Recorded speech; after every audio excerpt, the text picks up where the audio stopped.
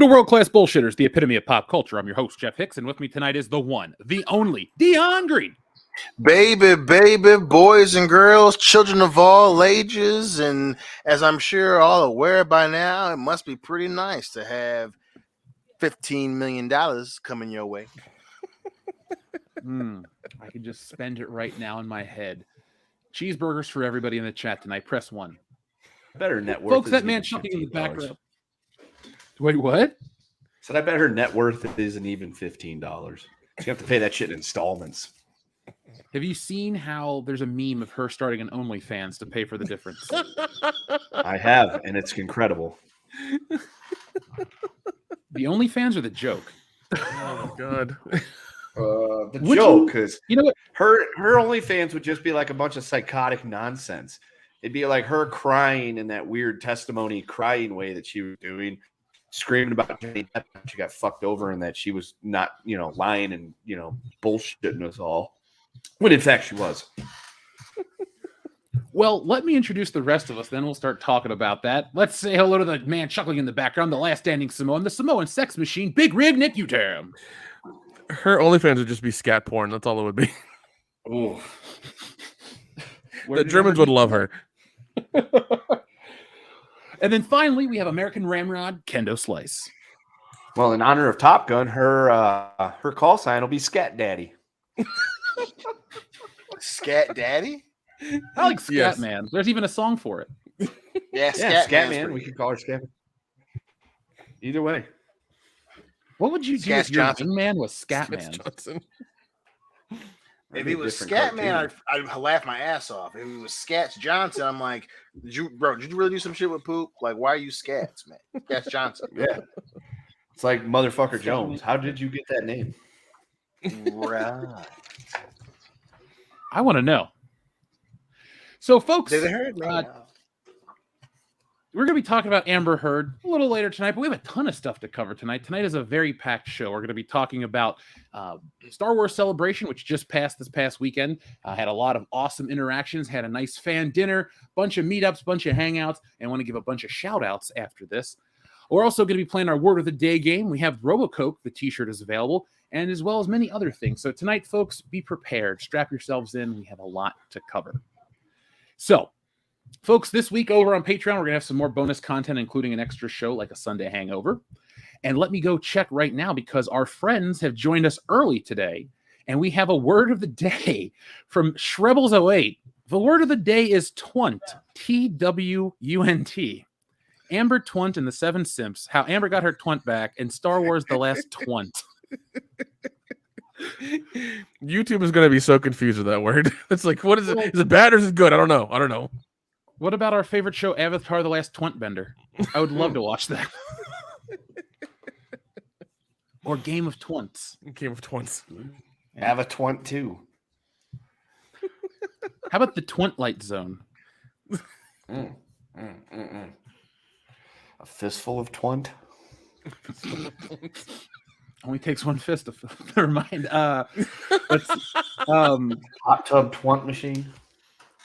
It's Always Sunny, and that doesn't work. In Twantadelphia, no. Twantadelphia?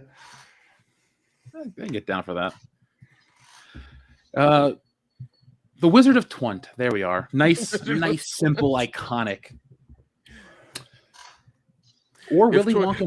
Listen. If Twunt becomes a Pornhub category, we need to get paid. Okay, I'm down. I'm just saying. What if we had thanks for? Well, no. What's another good Twunt title? One more, Dion. We need a Twunt title from you, buddy. The Hunt for Red Twunt. All right, I'm down. Folks, we will be honored by some Amber Turd posters later tonight, in honor of the trial from our friend Ninja Lawyer Steve. So stay tuned for that. Now, folks, I'm part of Iconicon coming up next month. So throughout the month, you're going to be hearing about exciting updates on the streams and big events. Iconicon was a big multi-channel event last summer hosted by Retro Blasting, as well as other great YouTube channels. I had the opportunity to be a part of that where we talked about our Axel Foley video. And so this year they wanted me back to be a bigger part of it. So thank you to Michael and Melinda for making that happen. And I get to stream with awesome people like Sal from 2 Cent Toys and Bobby Valla and the guys from the Valverse, as well as who else? Analog Toys, and a few others. So be on the lookout for that. I've been hanging out with some toy collectors, actually, and I wanted to use this as a transition to share.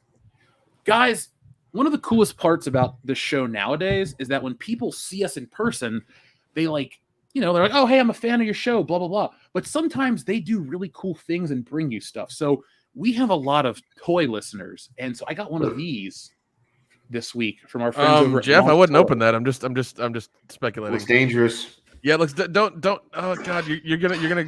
That's how that one dude in RoboCop got cancer. Is it? Is it how the guy from RoboCop got cancer? Yeah, check just like that. He was trying to open a toy case. Yeah. Well, check out what it is. Nick, from Yeah, Back to that's the not Future, safe either, there, buddy. That's fun. That's not safe. Oh, dude, you could find that on any corner drugstore. I'm not impressed. So I just wanted Oh to give shit, a thank- Libyans! Yeah, I'm right here. Tell I'm me- right here, Dion. I'm right fucking here, Dion. Jesus. But I love you. You're one of the good ones, man. So I just wanted to give a thank you to our friends over at Gonk Toys for giving us this awesome radioactive Back to the Future. What do we call it? Plutonium replica. Now this is the same. This was modeled from the one from the film. They had access to it, so this is the same scale. And I thought it was fucking cool to get, so I'm going to keep it in a safe place. To plutonium? They did it. Look, Spoiler alert. I was going to say, spoiler alert. That's how we really created Trigglypuff in the comic book. Yes, we use. Yes, folks, we use nuclear waste to create the Stay Woke Trigglypuff Man from Wokebusters. Now, folks, the Wokebusters campaign is still going on right now over on wokebusterscomic.com. This is your last episode to get the first edition of the book. The month just started, so we're going to close that out. The campaign will be open, but for those in the future, you'll get everything you want. But for those who back now, you're going to get the seal of approval on your book. Your book will actually have a little gold embossed foil stamp on it. You'll know what a first edition is versus not a first edition. I'm a collector. I like to know these things. If mine is first, second, fifth printing, that's important to me. And, it increases, the value, increases the fun. It increases my collection. And that's what I like to make, more stuff for people's collection. So folks, you can get the Wokebusters shirt, the slime, all the extras are going to be coming to you a little earlier. So go over to wokebusterscomic.com, check out all the updates, and grab yourselves a copy. Guys, I've been working on it all the time, as you know. And I never realized that some of the pacing follows the Blues Brothers. So I watched a podcast on the Blues Brothers yesterday when I was working on stuff, and I was like, wait, shit, I must have been oddly inspired by the way they do things. Because the whole point of it is to make art and have fun, tell a good story. Unlike a lot of things today, they're focused on politics, they're focused on all this crap. Wokebusters is in the name, but it's different than you think. It's not go woke, go broke, rah bitching. No, it's us. Do we do that? No, we make fun of this shit. So go over and grab yourselves a copy. We'll share more. I have new pages to share to the people over on wokebusterscomic.com. In the coming days, I'll share one of those pages. I don't want to share everything at once. We like to stretch things out a bit.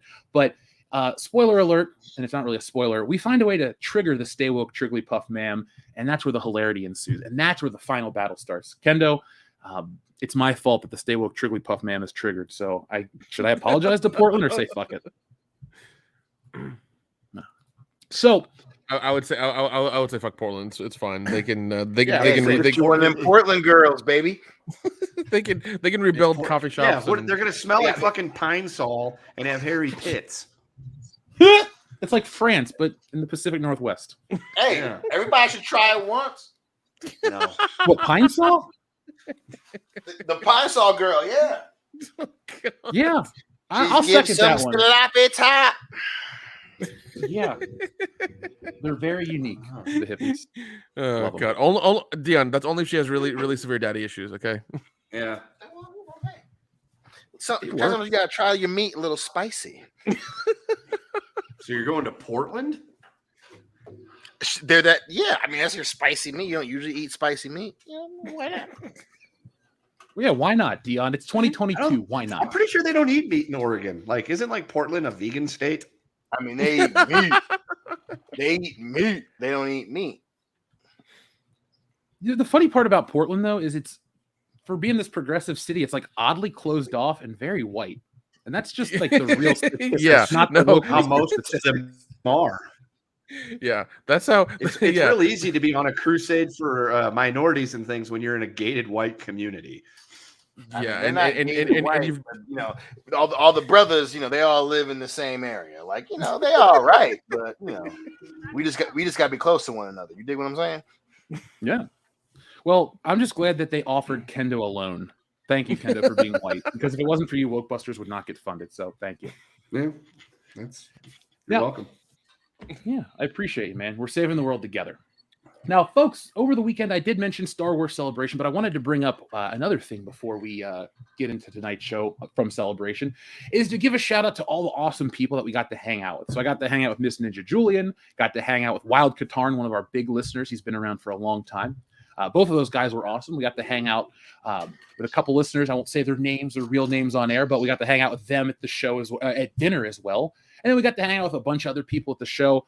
Honestly, I forgot everything that happened. I wasn't completely sober that night, but I had a great time with everybody, and I wanted to say thank you to everyone who joined us throughout the weekend at Star Wars Celebration. It was cool. Got to hang out, got to meet people, and Star Wars has changed. We'll talk about that in a minute, but Dion, the hype from the 2019 show to the 2022 show, it is a different beast. How was Saturday? How was Saturday? Busy. A lot of the big reveals were Thursday. So like saw Jon Favreau and shit. That was on Thursday. I brought that up last week. But the reveals were underwhelming. I think and this is why we didn't release our footage yet, because this Obi-Wan controversy, this Obi-Wan talk has been way more interesting and way more indicative of what Lucasfilm claims has changed, but what really hasn't. So we're going to release all of our celebration footage this week. It's going to be the Star Wars toy videos, and we're going back to retail in the coming weeks as well. But be on the lookout for that over the weekend, folks. And go check out our newest video on Star Wars racism. We're going to talk about that tonight because Dion and I have been longtime Star Wars fans, and we both rolled our eyes at what's going on today. So give us a few moments. We'll get to that, and we're going to have some fun.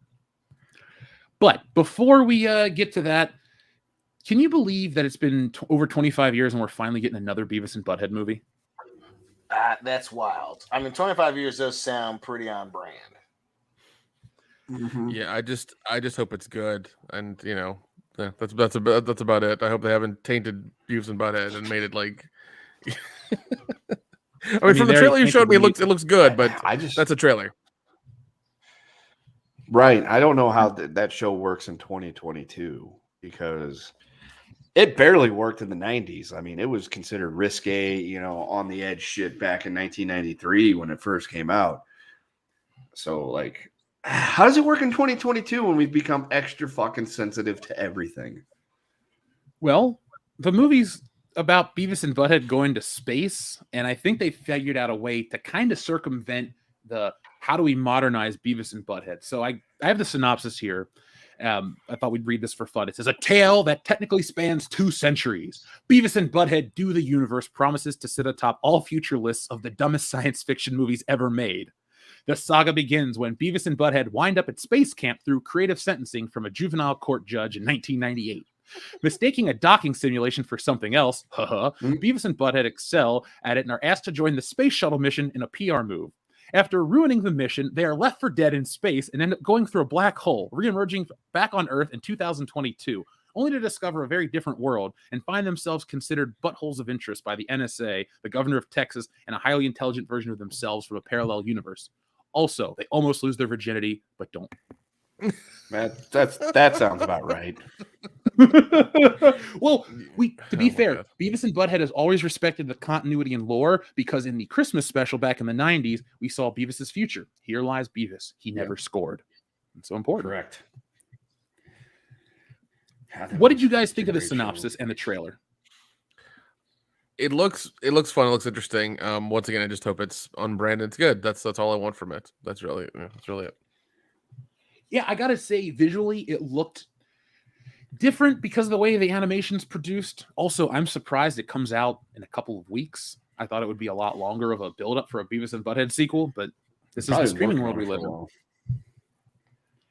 Yeah, but we talked a few months ago about the Netflix problem with Squid Game, how these shows really don't have a moment to really capture our attention. They're hot for a week, they're hot for the weekend, however long it takes you to binge the show, but then you're done and you move on to something else, and then something new comes out and takes its place. I think it's kind of weird that Beavis and Butt-Head gets announced today, comes out in like 3 weeks, and then will probably just go away. This will probably be it for Beavis and Butt-Head. But what do you guys think of? What is your favorite Beavis and Butt-Head moment overall? Kendo? Oh, couch fishing when he catches a Stewart fish. Nick, do you have one? I don't. I didn't watch a show that much growing up. Dion? Don Julio, dude.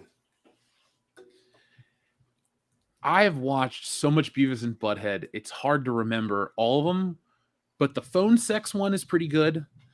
I like the obviously the one where Beavis cuts his finger off when they're trying to give themselves beards. Yeah. There was a lot of dumb ones, but a lot of good ones. But I'm going to ultimately say my favorite Beavis and Butt-Head moment's just the movie, Beavis and Butt-Head Do America. I love that one. It's on Pluto TV all the time. I watch it. Yeah, it's on once a week here. I love that movie. Now, one last question on this one. Do you guys prefer Beavis and Butt-Head or King of the Hill? Ooh, I think I prefer King of the Hill. Same. Yeah, I gotta say that. I gotta say King of the Hill as well.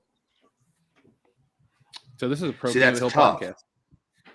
I was gonna say that's tough because when Beavis and Butthead first started, it was really good, and then it sort of went a little bit downhill with safer episodes because the censors kept fucking nailing them for shit and having to pull all their episodes for various different things. So with Beavis and Butthead, there was a time and place where you had to catch it the first time they showed it, or maybe the second time. Because that's probably the only time you're actually going to get to see it because they're going to fucking pull it because some little kid's going to hurt themselves watching it. Well, where are the parents, I say? But overall, if you're going to count the entire, deal right there is King of the Hill. Great It show. never slipped. Great show.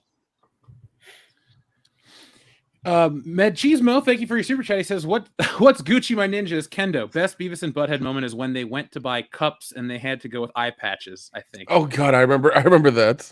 Yeah, I remember that. It's a shitty moment though. What a fucking terrible choice. Yeah.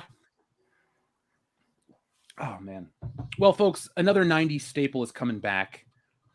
Is that a good thing? We'll find out. I hope Beavis and Butthead actually have something to say about society because Mike Judge, creator of Beavis and Butthead, creator of King of the Hill, also created Idiocracy, which we no longer refer That's to true. as a movie, but a documentary. It's a documentary. Yeah. He is Nostradamus, basically.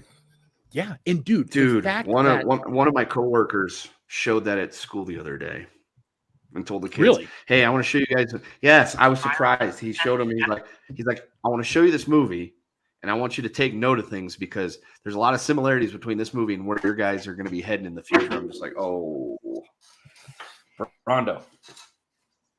We're gonna go for Starbucks. Yeah, that's where I was like, oh, I wonder how he's going to explain that part of the movie. Now, that's it. That's the last thing I'll say about Mike Judge. I do believe in the guy having the ability to say what needs to be said, the social commentary, the stuff that'll be on point. So I'm going to give this one a shot. I'll go I kept Paramount Plus thinking I was going to watch Halo. I'm going to quit Paramount Plus as soon as Beavis and Butthead comes out because I never watched Halo. I have no interest in watching it. You're fucking lucky because apparently I heard that like he had some weird like sex scenes, a 35-year-old man banging his first woman in space or whatever, like taking off his whole fucking uniform or something. Banging, huh? Yeah, it was weird. I'm just like, you know what? Fuck this show. The first episode was already telling of what it was going to be, and I'm like, I'm glad I didn't go past that first one. Yeah. The Burger World episodes. Tainted Meat's a great one where Beavis scratches his balls, touches the burgers, and everyone gets sick. Yeah. That was a fucking good one. I used to work at a fast food restaurant, always wash my hands. Also, I was the cashier, so I never touched the food. But when I was in high school, Beavis and Butthead, the Mike Judge collections hit DVD. And so I got all those.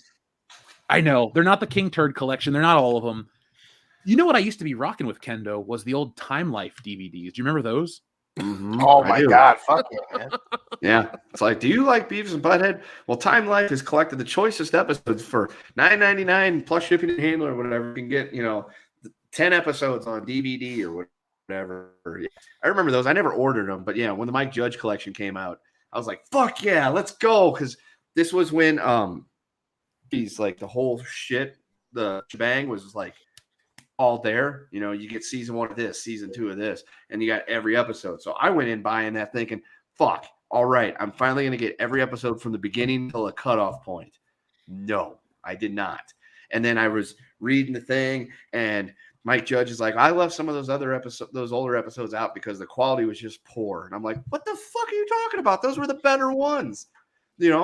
The one where they get into the car accident with the car, and Beavis is grabbing his crotch and yelling, "My liver!" God damn, those were fantastic. Lesbian Seagull, I think that was the movie, wasn't it? Yeah. But Fly high, yeah, Lesbian and Seagull.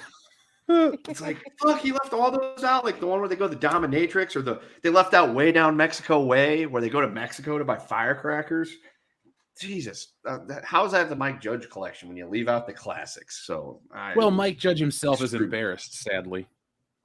Which is a shame. Well, then don't create such iconic, funny shit. Then, yeah, yeah. Don't push those episodes. Don't get them made.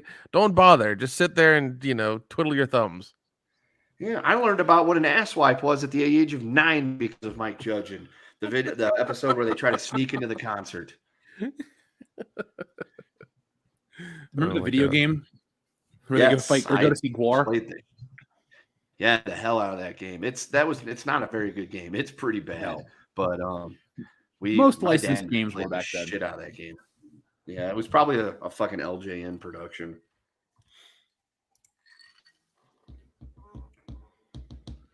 So we're a couple weeks away from that, but right now, over this past weekend, we had another relic of the past come back and break all records. Top Gun 2 is the highest debut of Tom Cruise's career. Kendo, you're the big Top Gun fan here on this channel. Are you surprised with that news?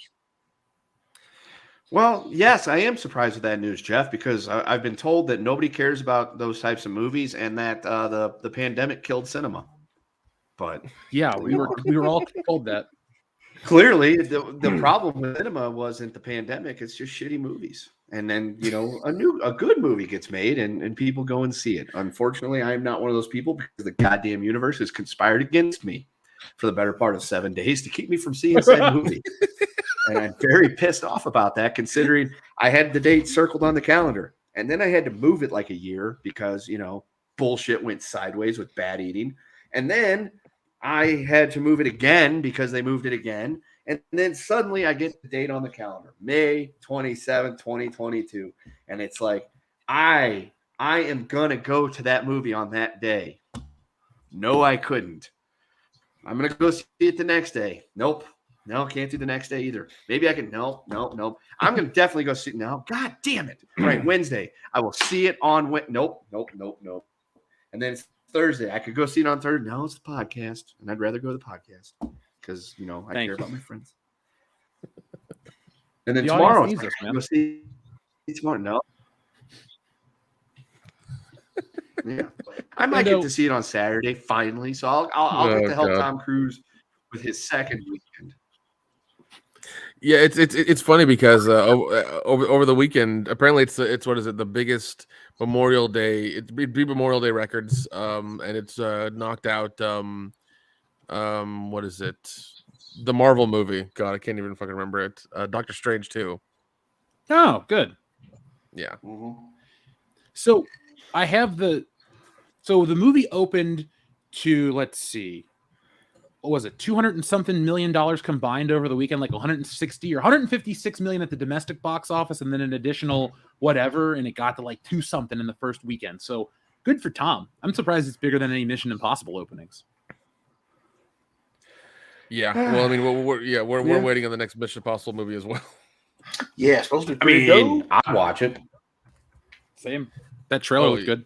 Yeah, I mean, yeah, I've enjoyed the last few of them. They've been a lot of fun. So apparently we're getting apparently this one breaks up into two parts. We're getting a part 1 and a part 2, so we'll see how that goes. I mean, they're not going to be his last ones. I mean, you know.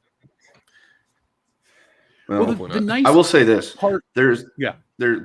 Oh, okay, sorry. I was gonna say the one comforting thing about all this is with Tom Cruise being involved, the dude takes his shit really seriously and will not allow himself to be upstaged or allow them to force a new character in there for diversity's sake and the message. So that is one silver lining to all this, is that we can rely on Tom Cruise to be an asshole and say, no, fuck you. This is my movie.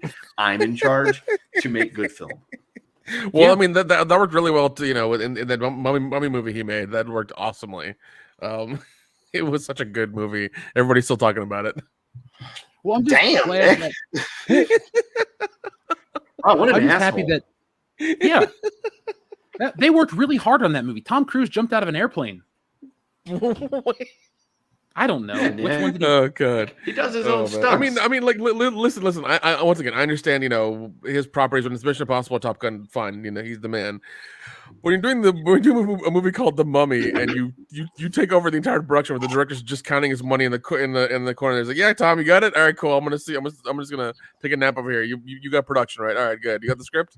We're cool. Good job, buddy. I'm still taking a nap." Hey, we watched that Live, Die, Repeat movie with him and really liked it. Yeah, yeah, but I don't think he was as overzealous as he was with some other projects. I think he just kind of did his thing and followed directions from a director in that one. Because that was good. That was a lot of it was a good movie, and I think that one's getting a sequel as well. Yeah, it was a very good movie. It involved Tom Cruise. I rest my case. Yeah. I'm just Folks, saying. by the way, I meant to put this earlier in the chat. We have our RoboCoke shirt available. So as we're playing the word of the day, everyone keeps dropping their titles. We had made a deal that if you guys came up with something really funny, we would put it on a shirt. So here it is. So we have RoboCoke, Lines of Justice. You guys ready for RoboCoke? Justice will be served. Lines of Justice. We need that. We need the picture of him in there as well as like always in the chair freaking out. We need that with like little powder marks underneath his nose. Well, there's only so much you can do with copyright, Nick. Sadly, a cocaine habit doesn't equal a parody, but we can work on a little cocaine-powered robot who fights crime. That's RoboCop 2, Jeff. That's RoboCop 2. Yeah, what was the shit they were on in that movie? Venom? No, wait, that's what Bane takes. Yes. I forget what the hell it was called. I really do. I'm kind of asking Dion here because he fucking knows. Dion, what's the name of the drug in RoboCop 2? Nuke. Thank you, Caesar Jorpin. Okay. All right. It's Nuke. So, or Narc. No, two people say Nuke, and then Jim says, "Yeah, it is. It is Nuke. I remember it now. It's Nuke. It's fucking weird. It's such a strange. So was RoboCop 2. Yeah, it was fun though, man. It was Clearly, the writers' room was devoid of ideas. We're full of what do we call this drug? We can't call it Death Sticks. All right, we'll call it Nuke. They could have called it Death Sticks. We need a great name. We need a cool name. We're gonna nuke the kids with these drugs. I'll just call it Nuke. Fuck it. All right. Yeah, that's a great idea, Jeff. We're calling it Nuke. It's such good shit. They're gonna eat it up. They're gonna love it. You're gonna do some Nuke off some chocolate titties. So if RoboCop is on coke, what's the Terminator on? Crack. Motor oil. Crack. I don't know. Oh, Bath salts. Something that makes you like focused and aggressive. Bath salt. Yeah, bath salt. Bath salts or Adderall. There we go. Adderall was a way easier choice than bath salts. Yeah, but it's the Terminator. It's a movie about a time traveling robot. You want to just give him Adderall? No, you want to give him fucking bath salt. Maybe he'll eat a face. It's a robot. Yeah, you want him to kill the person. You're not gonna. The first thing you do is eat faces. You're not getting the John Connor. Look, if I was going to send back a robot from the future to the past to kill people, I would make it the most fucked up, stupid thing. No. Imagine they send the robot back. Somebody gives him fucking bath salts to do. He does them. They just send 2 more, 3 more robots back. It's like, God damn it, he's gone crazy. We have to go fucking subdue him now.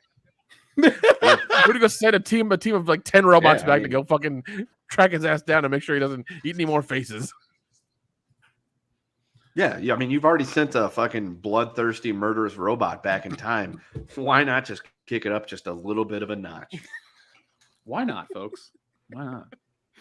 That would have been a wild movie. It's like, I did bath salts. Oh, god damn it, not again. All right, send the squad back and try to bring it back in one piece. Damn it, he ate a Cuban guy's face. Shit. Bring him back. Bring him back. Do it again. Oh, So, folks, we're gonna be checking in with you in just a moment. But Nick, I wanted to bring this up because something big happened this weekend beyond Top Gun, beyond Star Wars Celebration. I had a lot of people talking over on the streaming world, and it wasn't Obi-Wan Kenobi, it was Stranger Things. So, Nick, you're the biggest Stranger Things fan on this panel, even though we all do love the show. What did you think of season 4 so far? I liked it. Well, I mean, I really did like it. It's way longer than any season before it. It is because the episodes are damn near feature length. They're very long, but also it's one of those things where it's like I haven't seen the show in a while, so it felt good to watch it again. Nice. So I was happy with the really long episodes and it being so detailed and really diving into the lore of it. But I think I did go over a fan theory that was like, well, people were saying this is what's going to happen in season 4. That was actually correct. That fan theory. Now, if you heard that and you're like, oh, you're right, it ruins everything. No, it doesn't. It was just like very like bullet points of what I went over. It's really more interesting in the show than what I said. Now, are the kids too old? They're getting there, man. They're getting there. They're trying to give them makeup and like trying to have beards and mustaches and shit like that. Like it's not working. But yeah, like and they have one more season. They have a 5th season, and it's done. But these kids are going to be, by the time they do the 5th season, they're going to be ready to go to the bar. Like they're almost all 21. It's really weird. Is the show just going to end in like 1996, where they all go see Independence Day and have a beer? It might, man. It might. I want to live in that show. It's the reality we live in, Dion. Next time we get together, we're going to hang out, have a couple beers, and watch Independence Day. I like it. A lot. Yeah, they are. Yeah, because they're getting quite old, especially the older brothers and sisters. Like they're in their 30s now, and it's kind of like even Steve's in his 30s. It's kind of weird. So yeah, they have one more season. Like finish off the story, tell it, be done with it, and let them move the fuck on. Mm-hmm. Yeah, shit. The woman that plays Nancy is almost 30. That's weird. Yeah. It's also weird to think that people born in 1995 are almost 30. I was like, yeah, 95. Power Rangers, the movie. What a great summer. God, I was just disappointed that we didn't get enough. We didn't get a lot of Will's mom this time. We didn't? She's there, but there's not like a lot of her like there was in the last season, where she's like coming out of the shower, answering the door, almost naked, like that kind of thing. We didn't get more of that. She is kooktastic. She is very kooktastic. Yeah, and I was disappointed we didn't get more of her, but maybe next season, who knows? Last question I'll ask, so I don't get into spoiler territory. Based on, actually, I have 2 more questions. Where do you rank this among all the seasons, and are you more excited for July after watching these episodes? A little bit, I mean, definitely to finish off the season and see how they're gonna do it is going to be interesting. The new character they introduced is compelling, but they've kind of copied that story from the first Nightmare on Elm Street. Oh, if you know that story, you kind of know what's going on in the season. In that aspect, they've kind of copied that movie for season 4. It's a little weird. Also, there was a musical callback. Do you remember in Bill and Ted when all the what is it? The historical people are in the mall, and like they have the really fast guitar riff, like all the way through as they're getting chased. Yeah. That same song or musical cue, whatever you want to call it, is in the show in the first episode. Oh, that's kind of cool. Also, they have a Silence of the Lambs callback, which also includes Robert Englund. Nice. Yeah, weird. That's episode 4. That's odd, because doesn't this happen before that movie would have came out? Yeah, because that's 1990. Yeah. Now, Nick, The only reason I haven't watched season 4 is because I'm going back and rewatching everything because Jesse hadn't seen season 3. So we're midway through 2. I was really into 1 to the point where I was like, man, Stranger Things is one of the best shows of all time. This is awesome. And I get to season 2 and I'm like, I really like season 1. I still have all those high marks for it. Because they did the same thing with season 2 that they did with Men in Black 2. It became too much fan service in season 2. And then season 3, they really like went like full on like crazy batshit 80s stuff with like the underground Russian facility boring into the Upside Down underneath the mall. Like I was just like, all right. I mean, I enjoy that. I thought it was overly ridiculous. I understand that it's, it doesn't make sense, but I thought it was great because it's just like Russians, the 80s, science fiction. It's just entirely nuts, and I enjoyed it. I understand, some people didn't like it, but I thought it was entertaining. I loved the video game that season 3 is based off of. So there's that. That's true. Yeah. Folks, we will be, I guess, talking more about Stranger Things in July when the next part's out. That's really all there is to say. But like, yeah, I mean, like you were talking about the seasons. I still love season 1. Fucking still good. I would go season 1, 3, 4, then 2. Ooh, okay.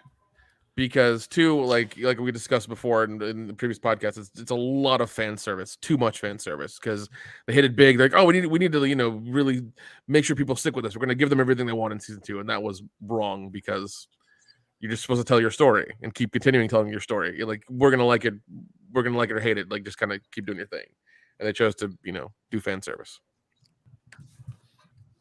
I just hope to be caught up by July when the next group of episodes comes out, because while I thought I'd be able to sit down and start with season 4, nay, I was told we should start from the beginning because now somebody else wants to watch it too. And somebody got really into it. And I'm like, oh, great. Let's go, let's grind through this shit. Now we're doing it at a snail's pace. So it's like, fuck. We're never gonna make it. No Top Gun, no season 4 of Stranger Things. Like the Upside Down. What the fuck, dude. Kendo? Kendo's personal hell. Yeah, the other day it's like, yeah, no shit. She's like, what's wrong with him? Let's the kid that get, yeah, Will. What happened to Will? Why is he doing that? His Upside Down is tingling. What's the Upside Down? Did you ever play Legend of Zelda: Link to the Past? No. Okay. What about Twilight Princess? No. Link Between Worlds? No. I really don't know how to explain to you the Upside Down. I mean, I wouldn't skip season 2 just because it's there's a lot of story elements. Also, by the way, they euthanize 11 in season 4. It's weird. Really? Yeah. Yeah. They have to re-euthanize somebody that's already youthful. That just hey man, they euthanized her further, so it was weird, but it's for a particular reason, and they had to do it for the story. So yeah. Kendo, it's being said in the chat, you're missing out if you've never played A Link to the Past. Do you agree with that sentiment? Yes. That's probably the best. Is that the best Zelda game? Fuck. It's top 3, easily top 3. There's maybe I need to do a Zelda deep dive now that I've got the expansion thing with the Super Nintendo and the Return. I shouldn't do a deep dive. No, you should. I will. I'll tell you how to record some of the stuff for it. All right, folks. This summer, because I have lots of free time for the next 9 weeks. More or less. I'm gonna go ahead and do a deep dive. I'm gonna go back through the Zelda games, and I'm gonna come up with my definitive 100% fucktastic clobbering, list of this is my ultimate, list of Zeldas because I'm, a big fan of the franchise. But goddamn, Link to the Past is really fucking good. Is it better than Ocarina good? I don't think so. Is it better than Breath of the Wild though? Oh God, it's like because that's a game on like a totally different level because it's open world. My brain hurts. I gotta stop. Okay, well, you will stop. You know what you can do though? since your brain hurts, actually, you could just take a breather. Dion, do me a favor. Pick a number between 1 and 69, please. Give me a good old fashioned 37.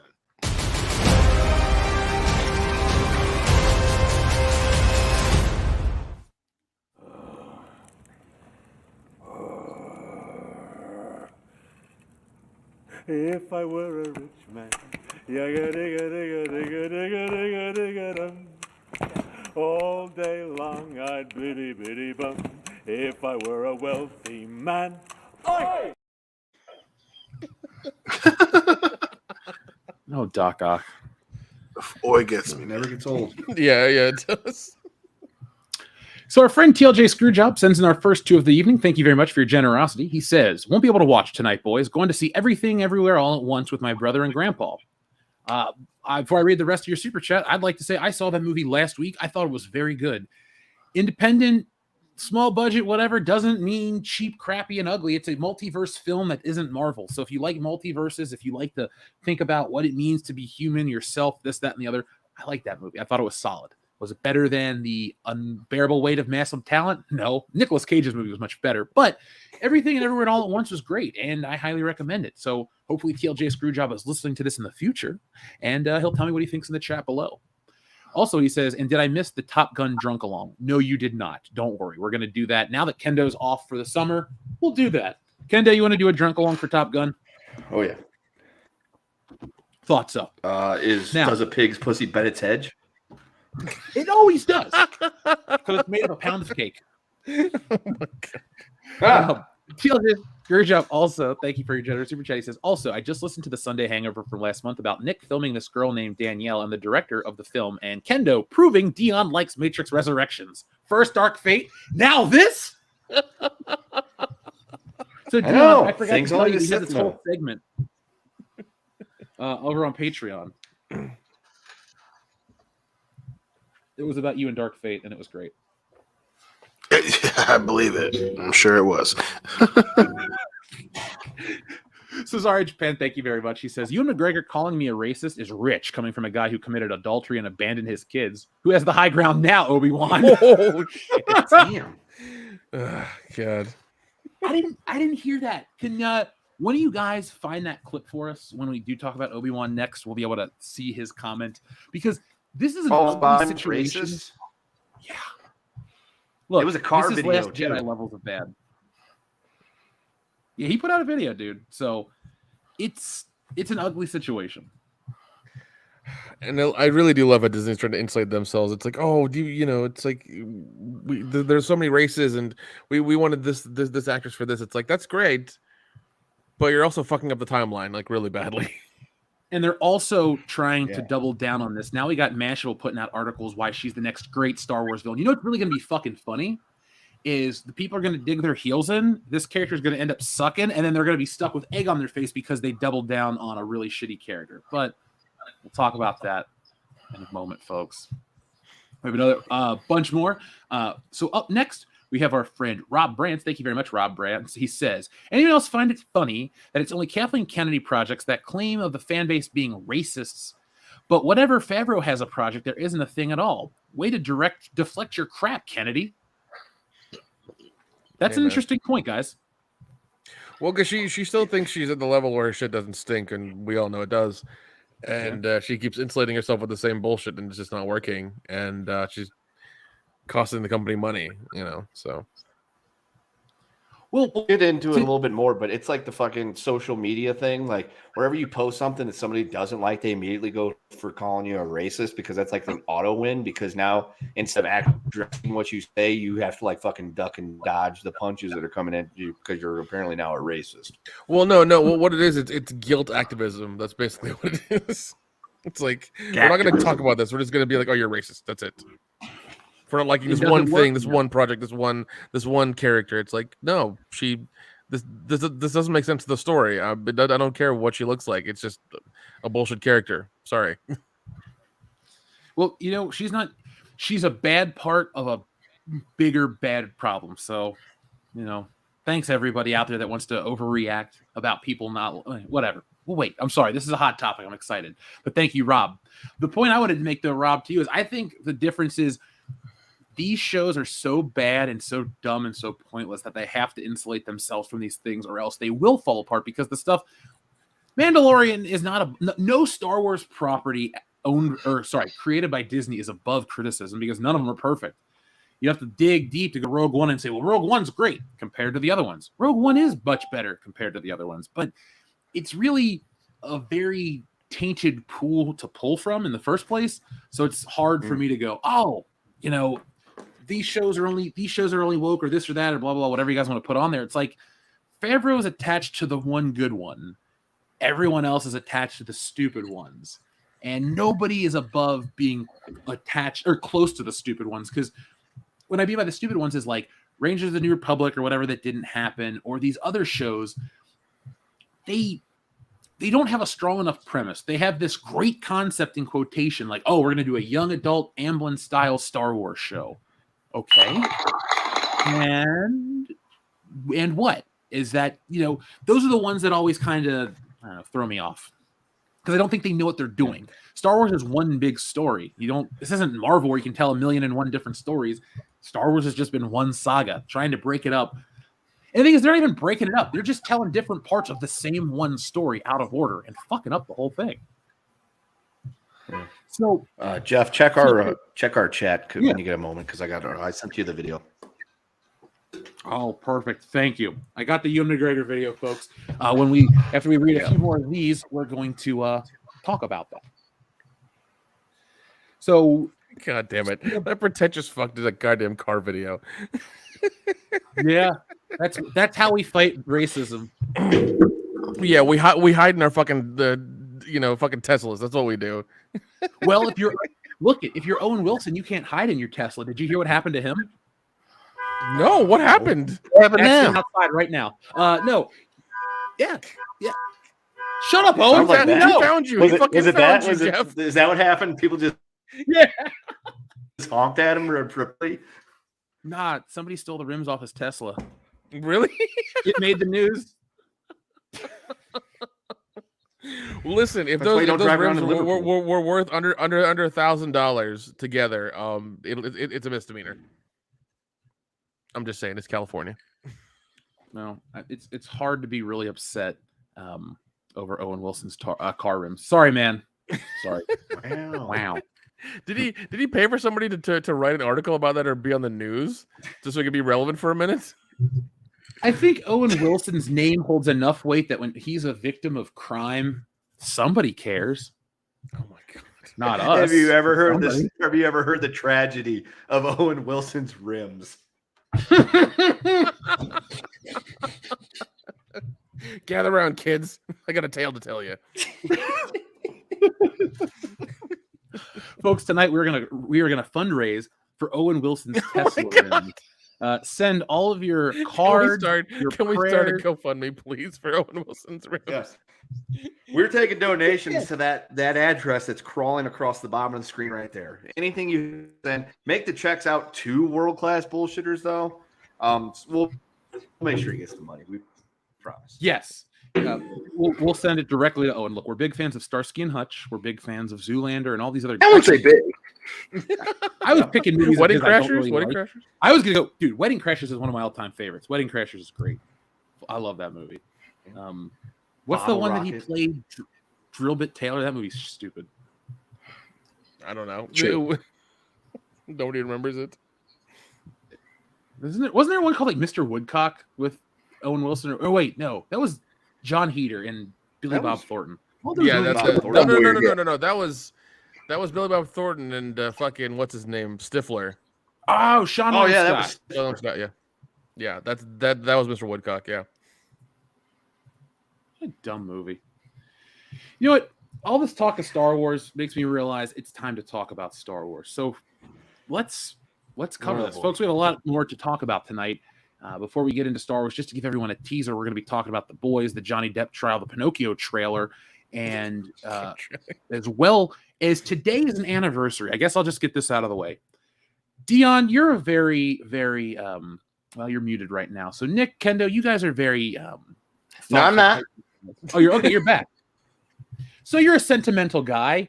Did you know what today is the anniversary of?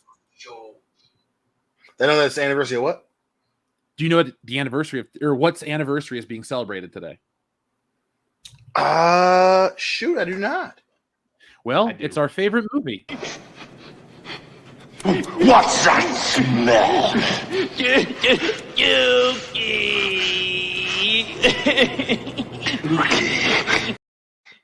Oh, is it the 30th anniversary? It's like 33 years old. Over on Retro Blasting's YouTube or Facebook page, they had posted Damn. the picture of Hulk Hogan grabbing the guy, and I'm like, Dookie. So I thought we my should God. celebrate tonight on the show. Oh, 33 fuck. years. The fucking for- irony, the irony of the fact that we're about to talk about Top and Hulk Hogan comes up right beforehand. Well, brother, I mean sister. Folks, Obi-Wan is the newest Disney Plus Star Wars series set between Episode 3 and Episode 4. It follows Ewan McGregor's Obi-Wan on an adventure that no one cares about. But It's basically old man watches young boy grow up in desert. That's what it is. you know what it actually copies in Episode 2? What? John Wick. Does I it told you really? this last week, right? somebody killed his tauntaun or whatever, and he had to go fucking nuclear on Yeah, some sand people. Well, he's on Tatooine. Yeah. Obi-Wan I don't know, man. fucking I'm destroys naming a random bunch of shit. I'm people sure with that I'm sure the chat's lighting up now. It's like that's not right. I'm like, I know. I did that purposely. Calm down. You know what actually happens? Yeah. Oh God. He goes out Please tell me. into the desert. He buries his or digs up his weapon just like John Wick digs up his gun, but they pull the exact same 1-to-1 from John Wick 2, where they call all the bounty hunters and they all get phone calls and they all look at their shit and it's like the same lighting too. Like Obi-Wan Episode 2 just copied John Wick. Oh, and Obi-Wan Kenobi has forced erectile dysfunction and he uses a gun instead of a lightsaber. Like he has uses a he has force. yes, It's so his force primitive. doesn't get hard. Yes. But he's so young, though. He's so young. He shouldn't be having these problems, Jeff. Well, he needs. Wait, hold up. I got a question. Why Yes. did he bury his lightsaber in the desert? Like, We never. I mean, know. he's out there on Tatooine. He's out there on Tatooine. Listen. Nobody's supposed to know he's there. Kendo. No. I have an So answer he for could you. have it just hanging around on the wall. No. I have an answer for you. It's a story for another time. Yeah, listen here, butthole. Guys. I learned it from watching Kathleen Kennedy. I'm sorry. Oh, this is your brain on drugs. He's out there. Nobody knows where he's at except for Bail Organa, probably. So I'm just gonna go ahead and bury my lightsaber in the desert because apparently that's what cool Jedi do. And it's like I don't see like. Couldn't he? What Yeah, but there? couldn't he do the Did you equivalent of watch like? this? Yeah, but couldn't he do the equivalent of like putting your a clip like the magazine for the bolts of your gun and like the gun itself in separate locations and like taking out the battery or whatever, or taking out the kyber crystal and just like putting them in separate locations this way nobody can turn on the saber by accident? Like, couldn't he do that? Well, the saber part really isn't that big of a deal. It's just kind of like so the way it works is this show is about the Jedi Purge still. There's these Inquisitors that are on the hunt looking for Jedi, and you see this other one is on Tatooine, and they almost capture him, and then he runs into Obi-Wan. He's like, Obi-Wan, help me. Obi-Wan's like, I don't know you. And he's trying to protect himself for Luke. And eventually, the reason I asked Kendall if you've watched it, because Bail Organa does find Obi-Wan Kenobi and does go to him and all this other shit. Like, okay, I have this question. If I haven't seen the new Top Gun yet, I don't have time for Obi-Wan. I'm sorry. Well, what is Obi-Wan Kenobi's mission between episodes 3 and 4? Within just 2 sentences, what is Obi-Wan Kenobi supposed to be doing? Keep Luke alive. Exactly. Keep Luke safe. Whatever. Yeah. Guess what he does on this show? He doesn't. He leaves the planet to doesn't he go look safe? kidnap a. No, he goes and leaves the planet to rescue a kidnapped Princess Leia. Oh god. This show's Wait, about hold on. how- Hold on. But isn't Princess Leia like guarded by like fucking guards and shit? Like, she's a Yeah, princess. she gets kidnapped Yes. by Flea of the Red Hot Chili Peppers. What? Oh god damn Yeah, it. that's not a joke. So what you're telling me is that a fucking the ancestor of Flea somehow is still like a crazy raging asshole. Is back in the past there. fucking around in Star Wars and kidnaps a princess? Well, The to way be it works- fair, Flea was able to get Marty McFly to get into a drag race that ruined his musical career. And Well- he also was able to goad him into, swiping his card, which got him fired from his job. So That's true. Flea's, That's true. He's a crafty motherfucker. He is. And somehow he made it through all the guards and to the princess and fucking kidnapped her. Well, the way it works is Princess Leia, she likes to run around because I don't really have any issues with the kid playing Princess Leia. I just think it's kind of dumb that you have a show about Obi-Wan whose whole directive is to protect Luke Skywalker, so he runs off to take care of the sister. Wait, hold on. Well, and also, like, what is it? The guy had the directive as well to take care of Leia. Well, he did a bad job. Well, the Organas took him. Yeah, apparently. Yeah, exactly. That was the whole thing. That's why they separated them. That's in fucking episode 3. We know this. It's goddamn dialogue. Is it at least Jimmy Smits playing Bail Organa in the show? Yeah, it is. Okay. All right. 1 point for the show.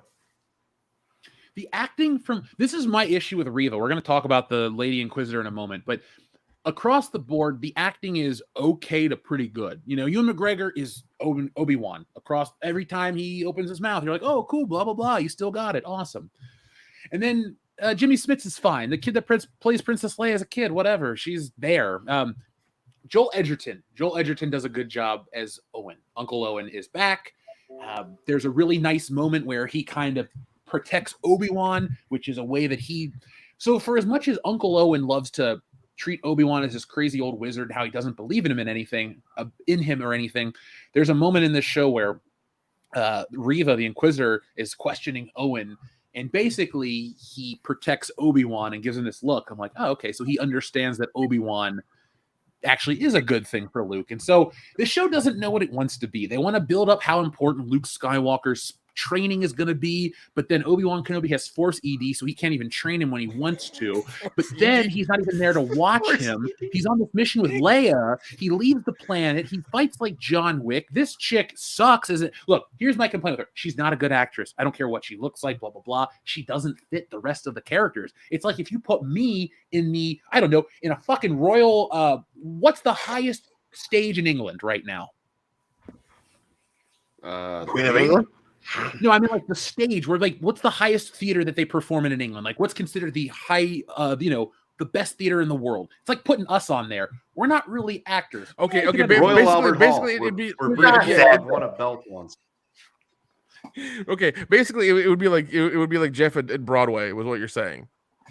It's not that bad. Like Jeff can't sing or dance, but she's not that bad. But she's just like, she's okay. She's just in over her head right now. Like maybe when she's been an actress for 20-some years, like she's just not. It's not bad enough to like. She's not as important to the show in terms of her ability. Like she's not Ewan McGregor. This weird comparison being made, obviously because of what's happened. But now there's this she's not fucking Chadwick Boseman or something.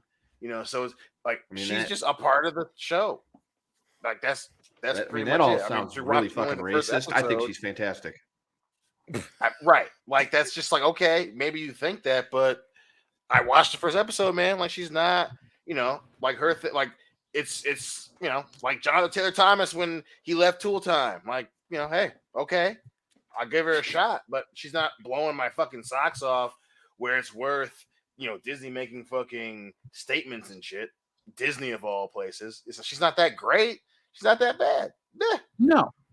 And that's really what I wanted to talk about, this whole situation, because there are things going on, but then things are being conflated into other things, and we're reaching ugliness that we haven't seen since The Last Jedi came out. And it really is a Star Wars problem. It keeps coming back to this shit where if you don't like it, well, you're a racist. Like, based on the critiques Dion and I had, oh, we're not about her 100%. Well, you're a racist. Guess what? We're not. Like, what the fuck? Like, I mean, I always suspected. I just didn't know until right now. In all honesty, yeah, I thought that's why you like coming out in droves here. I mean, our true colors are showing, Dion.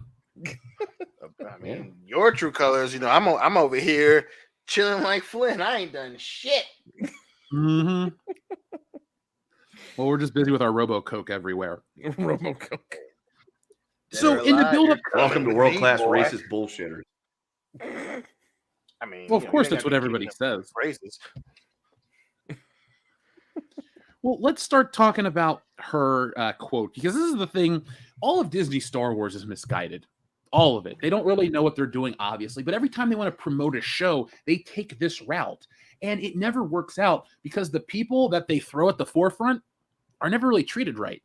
See, Moses Ingram, the actress that plays Reva the Inquisitor, is nothing new. Naomi Aki, don't remember her, right? Jaina from the Rise of Skywalker. She had an action figure. She had all this big push. Nobody talks about her or the movie or anything else.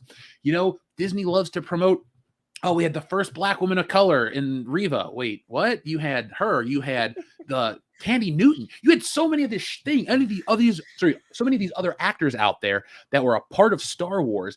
And now, because Disney is always trying to be the first at anything, they're really overlooking the other actors' achievements, and it's kind of shitty because there's really nothing that this woman gets to do in Star Wars if it wasn't for Billy D. Williams' Lando. Let's start from the beginning, because here's what this woman said. This is her quote.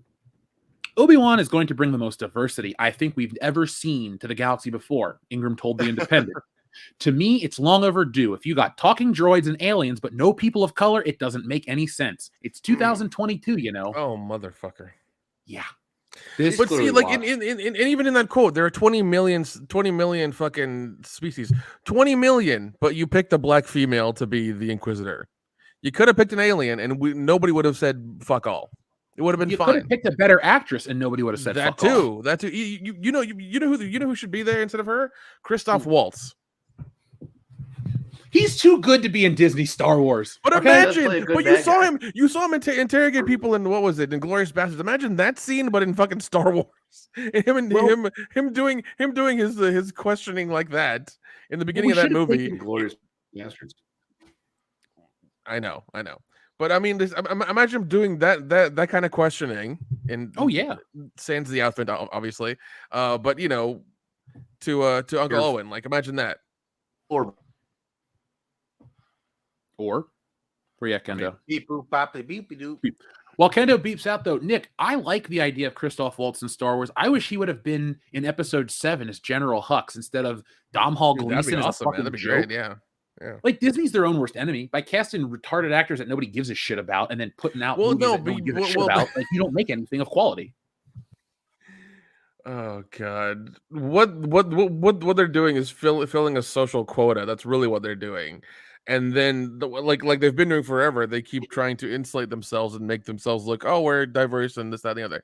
And they don't, because I know that they've had, there are 3 female superheroes coming out with their own shows or whatever, but they're their own shows, aren't even their own movies. America Chavez had to piggyback off of fucking Doctor Strange. Like, how is that progressive? Well, they like to tell you they're all of these wonderful things, but like I said a moment ago, they like to throw all these actors under the bridge when it's no longer beneficial to the press tour of the new show. You know, Disney's going to stand by this actress until this show's over, and then it's off. In season 2, because you know, even though Mr. McGregor himself said this is the biggest most watched premiere for a show, you know, in Disney Plus history. It's like nobody fucking cares. What does that actually mean?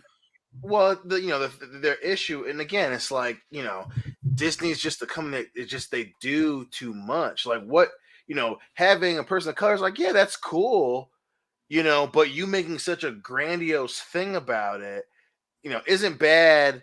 In terms of, yeah, you know, it's fixing the world. Okay, yeah, I get it. But this whole, you know, blah, blah, blah. If you felt this strongly about it, Ray would have been black. Mm-hmm. You know what I'm saying? Like, it's just the misplaced China, intensity of you saying that. You know, so going after fans, you and McGregor is doing you and McGregor shit, you know, but like, just this, we welcome her to the Star Wars community, and it's like, this isn't a movie. It's Disney Plus exclusive. If what you didn't do this. You didn't make Ray black. You had a black dude to be that character. You didn't do it then. So you being so aggressive about it, and it's cool to stand by your actors, but like if you were, explaining this as a concept to a company, you'd be like, don't do what Disney's doing right now. Like, don't do that. Do all the stuff that's important, behind the scenes, low key, because it just makes the conversation awkward. So then you pile on this other shit, and everyone's flogging. Like, she is a great. Like, yeah, she's okay now. Like, she's not gonna win an Emmy for this. Like, dude. Yeah, and I mean, to be honest, I feel bad for the actress because I'm sure she's really excited. This is her big role with a big company. She wants it to be her best. She's with like world-class actors and things like that. She's trying to like hang on and stuff like that. And Disney's just like, oh, we need you for diversity's sake. So it kind of sucks. It does. I'm really mad though at. Okay, so we know that Disney is the biggest entertainment company on the planet. They have everything on lockdown. And, her comments to the press, to the Independent, were vetted by them. They want this kind of dumb shit to get people talking about their show. And real quick, just for the hell of it, since this lady likes to talk about no people of color in Star Wars, we had Lando, just a few, Mace Windu, Tandy Newton, Carl Weathers, Donald Glover, Forrest Whitaker, Giancarlo Esposito. Now, John Boyega was in Star Wars. They treated him like shit. He talked about how crappy they treated him. They were only worried about Rey and Kylo Ren. They didn't give a fuck about him. He said after the first movie, they didn't give a shit. And if Disney cared about racism and all this dumb shit, they wouldn't have treated John Boyega this way. They wouldn't have done certain things. They wouldn't have treated Tandy Newton a certain way. It's not about a race crusade. What it's about is a duplicitous company that wants to hide behind shit, blame fans, and then try to look good. They're the bad guys here. They want to play fans against each other. They want to act like this is a race issue. They're veering into way bigger stuff. All this crap is happening, and it's terrible. But at the same time, they've changed the conversation where if you talk about the show in a less than negative or less than positive light, you're a racist. It's the same shit, rinse and repeat, and it's tiring. Yeah. And look at fucking Boba Fett. Again, by this lady's definition about no people of color in Star Wars, that means more than black, lady. There's Boba Fett. He's from, where is he?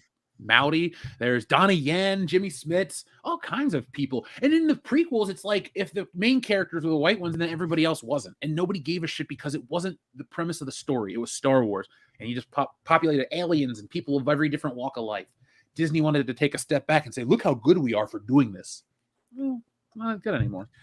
And again, that's what's weird about it, because I think this is the type of shit that only becomes a big deal because it's such a huge company and they're weaponizing. Like, don't get me wrong. I mean, obviously she's not, because she scowls more, sweats a little bit, and tilts her head forward. Like, yeah, that's being an actress. But to say that she's not blowing my socks off. She's kind of a useless character so far. And it's like, oh, well, we welcomed her to the community. You wouldn't have given, Luke Skywalker this. No, because that was the first fucking sets of movies that had people of color in that you're not defending, you're not going hard about now. Like if that meant that much to you, you would have treated John Boyega way better. Like, if you going this hard, you would have made him the romantic interest, which was the original plan for Rey 5 years ago. Like, you had the opportunity to do this, and you didn't. And that's what's so weird about it, because they wouldn't be having this reaction if this were a film that was debuting in China. Shrank him on the poster. Exactly. Like, you had the chance to do this recently. And again, she's a black woman, and that's good overall for entertainment, but she's the villain. Like, you would have pushed to make John Boyega part of the big heroes, not fucking Kylo Ren. It's the cherry picking of situations that people use to all of a sudden bring up the conversation about people of color in Star Wars. And it's like, this isn't the hill to die on. Like, she's not going to be memorable. Mm-mm. Yeah, the show won't even be memorable. Like, the show. So far it's good, But it's Whoa, not like hold on. That Darth Vader episode you thought was good? I have only seen episode 1. Oh, you didn't see the third one with Darth fucking Vader? Dude, no No. spoilers of the plot. The whole show is filmed in Southern California. And what I mean by that is they literally go to the mountains by my apartment, and I know where they shot it. They left the power lines in the show. They got and filmed in oil. What? Like, it's the most lazy. You thought the Robert Rodriguez Mandalorian episode looked like shit? Dude, you can see the fucking San Gabriel Mountains and shit in this show. They didn't try. They just put people in stormtrooper gear and took them out up the hill. That's it. That's all the fucking show looks like. I mean, I'm okay with that. That's not the end of the world. If the scene is cool, I know I'm not trying to get them to fuck up the story, but Bro, I don't care. It's literally a shot. It's like a Obi-Wan and Leia are on the run.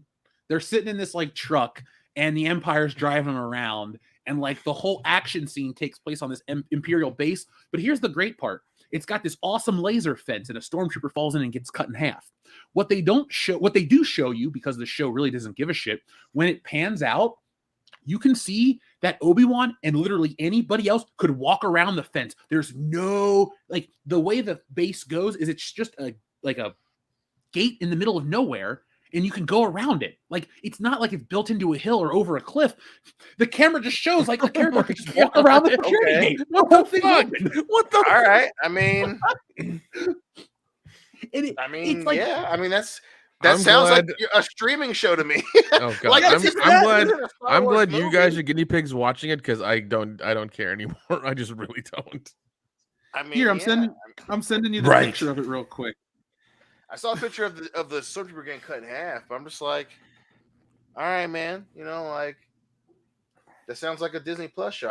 That's why it's so weird that Disney's going so hard, because it's like I would expect that in this Disney Plus streaming show. Like, I wouldn't. okay. Well, Disney wants to. Oh, dude, yeah, I've seen that Lasergate shit all day today. Mother, You can see really? right around it. Really? That's the laser gate? Yeah, just like go up the hill and. You can just walk around the fucking side. Here, I'll show everybody. Bullshit, dude. Yeah, it's been memed Oh. as shit. Jeez. Because, Star Wars has usually got all these great militaristic locations. You wouldn't have seen Echo Base from the sky. It was, well hidden, fortified. It's like, seriously, not trying to be funny. This is just fucking open around this little gate. Like, on the right-hand side of it, that's not really a steep hill. It's just like a little rock. You can just walk around. It's whatever. So they didn't even fucking try. They're just banking on the fact that Ewan McGregor's in the show, and hopefully he brings in money. Well, the beautiful part is we yeah. have the numbers.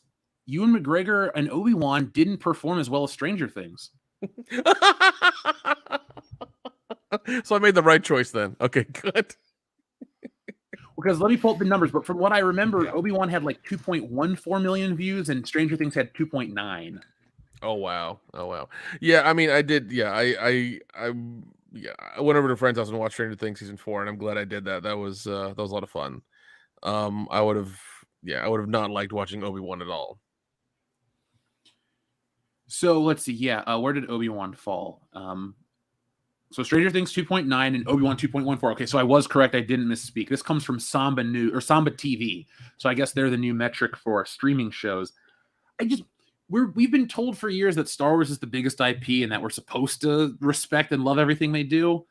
Well, I do love that an original show produced by Netflix beat out of this old IP that they spent so much fucking billions of dollars on to buy. It beat them out.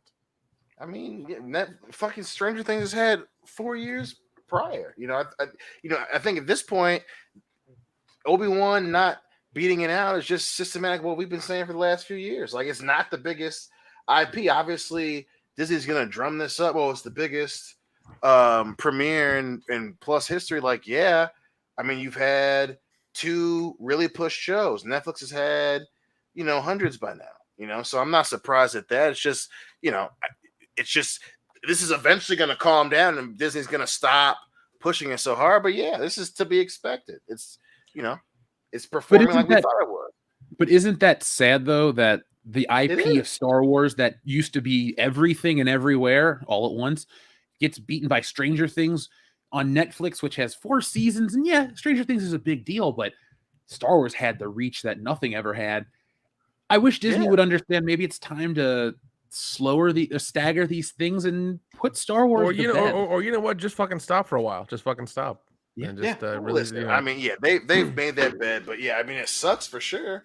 But this is the result of what they've been doing since the Force Awakens. You know, like you had an okay start, and it just took a huge downfall to the Last Jedi, and this is the result of that. So everyone that was saying, you know, this was indicated by what happened with Rise of Skywalker. Like, you're not going to be Stranger Things. It's not as, you know, that's why it's not a it's not a huge deal to die on this hill with what's her name, because you know this isn't going to be remembered as this Emmy-winning, you know, Oscar-winning moment that it's being billed as. This, you guys played this game and you lost to Stranger Things. Like, this is what happens, you know, fucking as Stranger expected. Things had a black character from the beginning. They didn't even Exactly. they didn't even care about it.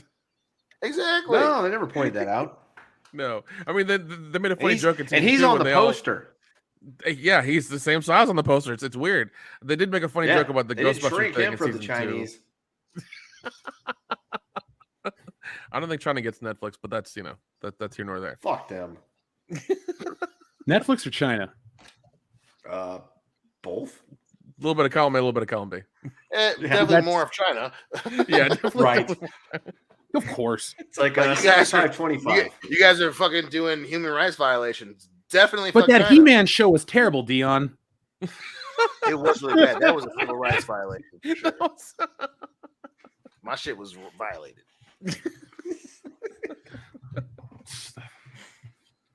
Oh my god. So let's hear what Ewan McGregor has to say about Obi-Wan, because Well, he sits in his fucking. maybe his Tesla has rims. Yeah. Maybe they got stolen. They got stolen right over this video. Star Wars fans made All right, let's hear what our buddy Obi-Wan has to say. Obi-Wan Kenobi the most watched Disney Plus original series premiere of all time. And for that, I would say a big thank you. And it just goes to show what this family can do when we all pull together. However, it seems that some of the fan base from this influential fan base have decided to attack Moses Ingram online and send her the most horrendous racist DMs. And I heard some of them this morning and it just broke my heart. So, of course, that's messed up. I don't think we need to sit and tell people that it's wrong. I just wish the press would have handled this better, because now, folks, we got articles trying to double down and defend Reva and cause a thing. And we're look, people have issues with the attitudes or the actions done against the actress, and now they're going to take up crusades of other bullshit and cause bigger problems because that. And so, fuck you, Obi-Wan Kenobi. Your show is shitty, and I hope it never gets... Like, it sucks because we know the fucking story.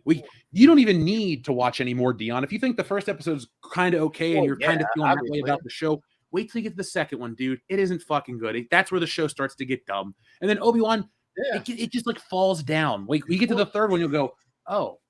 And then you'll question shit like, how did she get back to this place? Because we saw there's one hallway. How did she walk? Like, there's like so many different things and questions you'll have, and you're just like, why am I watching this? I don't know about. I don't think I'll have the issue of why I'm watching it. I think that's just another emotional reaction, But yeah, it's just, I wouldn't say the show sucks, but it's just like, yeah, man, like this is just a weird hill to die on. It's just one of those things where again, people are overreacting. Like, yeah, internet comments. So, like, do they happen? 100% they happen, and that fucking sucks, and it's shitty. But he's making a video like you're just giving them attention, and again, I get what he's saying. I'm not mad at you, but it's just like it's a cringy reaction. Like, now when we come together and now, I'm sitting in my car and it just broke my heart. So we need just to come together behind. And it's like, you didn't do that for John Boyega.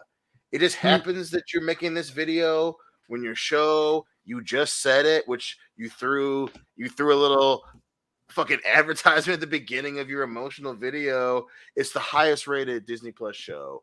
Yeah, of like all time. there's so many stipulations to that statement in itself. It's Right, okay, like all right, that's buddy. what you started with, and now you're saying we need to come together. Like if this were real to you, that you would just have a video just about her. You wouldn't use it to call attention to the show, and that's where I'm like, come on, Ewan, like that was where the publicist called him and said, hey man, make a video because this is going off, so the show looks good and people keep watching it. Like it just comes off as disingenuous. It comes You off know as, what? I'm You know not what? mad.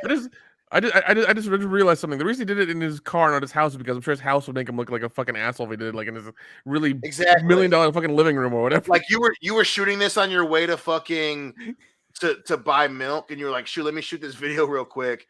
I'll get a shout out for the show, and I'll mention her name. That's two obligations in my like. It just comes off as very disingenuous. Like if he was only talking about that, I'm like, okay. And he was doing it in his living room. I'm like, okay, cool. He took it seriously. No, he did it in his car on the way to drop the fucking kids off at soccer practice. Like you didn't do that for John Boyega, but now it happens to be about the show, which you said, hey, Obi-Wan, it's Obi-Wan here. It's like, come on, dude. You didn't say, hey, it's Ewan McGregor. Let me just happen to use the name of the show that I just mentioned is the highest rated of all time for Disney Plus. I'm just going to use that name. Hang on. I got a question. More of a point. If you're a famous person, like a well-known person, why is your DMs open? Unless you intentionally open them because you knew it was going to happen in case somebody with like no followers and an egg icon starts sending you shit. Which, by the way, when you get those messages, they don't come straight through. Because I get stuff all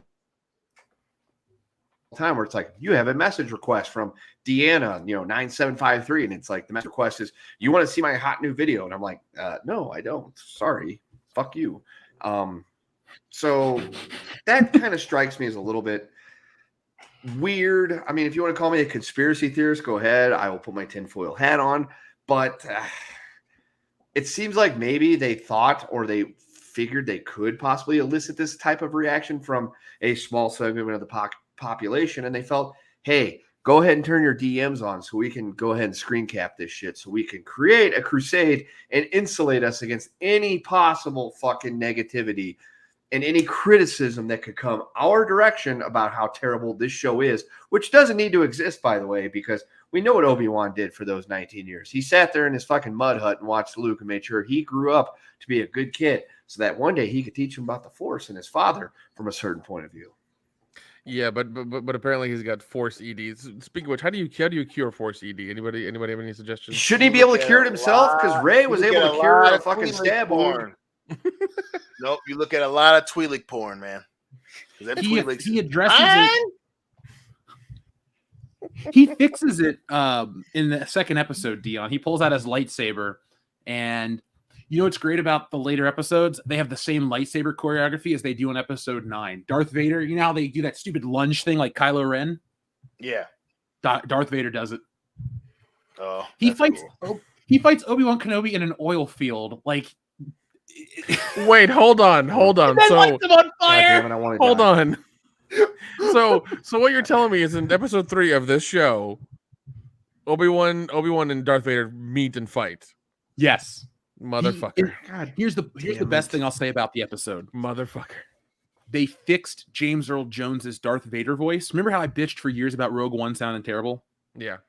They fixed the voice. So for whatever every criticism I have stands, but it finally sounds like Darth Vader once again. James Earl Jones is back. Unless you told me they fed it into a computer, which I believe. They probably did.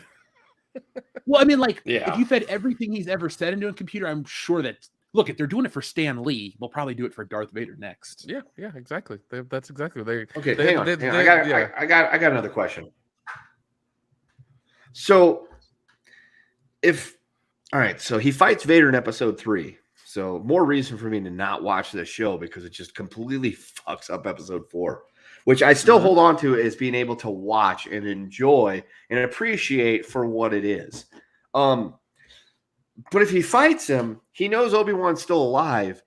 why isn't he tracking him to hunt him down, to go to Tatooine, to fight him on Tatooine, to potentially try to kill him on Tatooine, and discover his offspring that, came about, in the words of Dion, nutting, and a certain lass that he force choked and killed, and then killing that kid too, to, not allow him to come back and, reciprocate. Well, he's out, like, Obi-Wan doesn't know that Vader is alive or Anakin's alive and it's Darth Vader. It's one of those things, like Obi-Wan's the surprise party. Darth Vader's aware, and Darth Vader has the Inquisitors looking, and Reva wants to kill Obi-Wan specifically, and she talks to Darth Vader about this.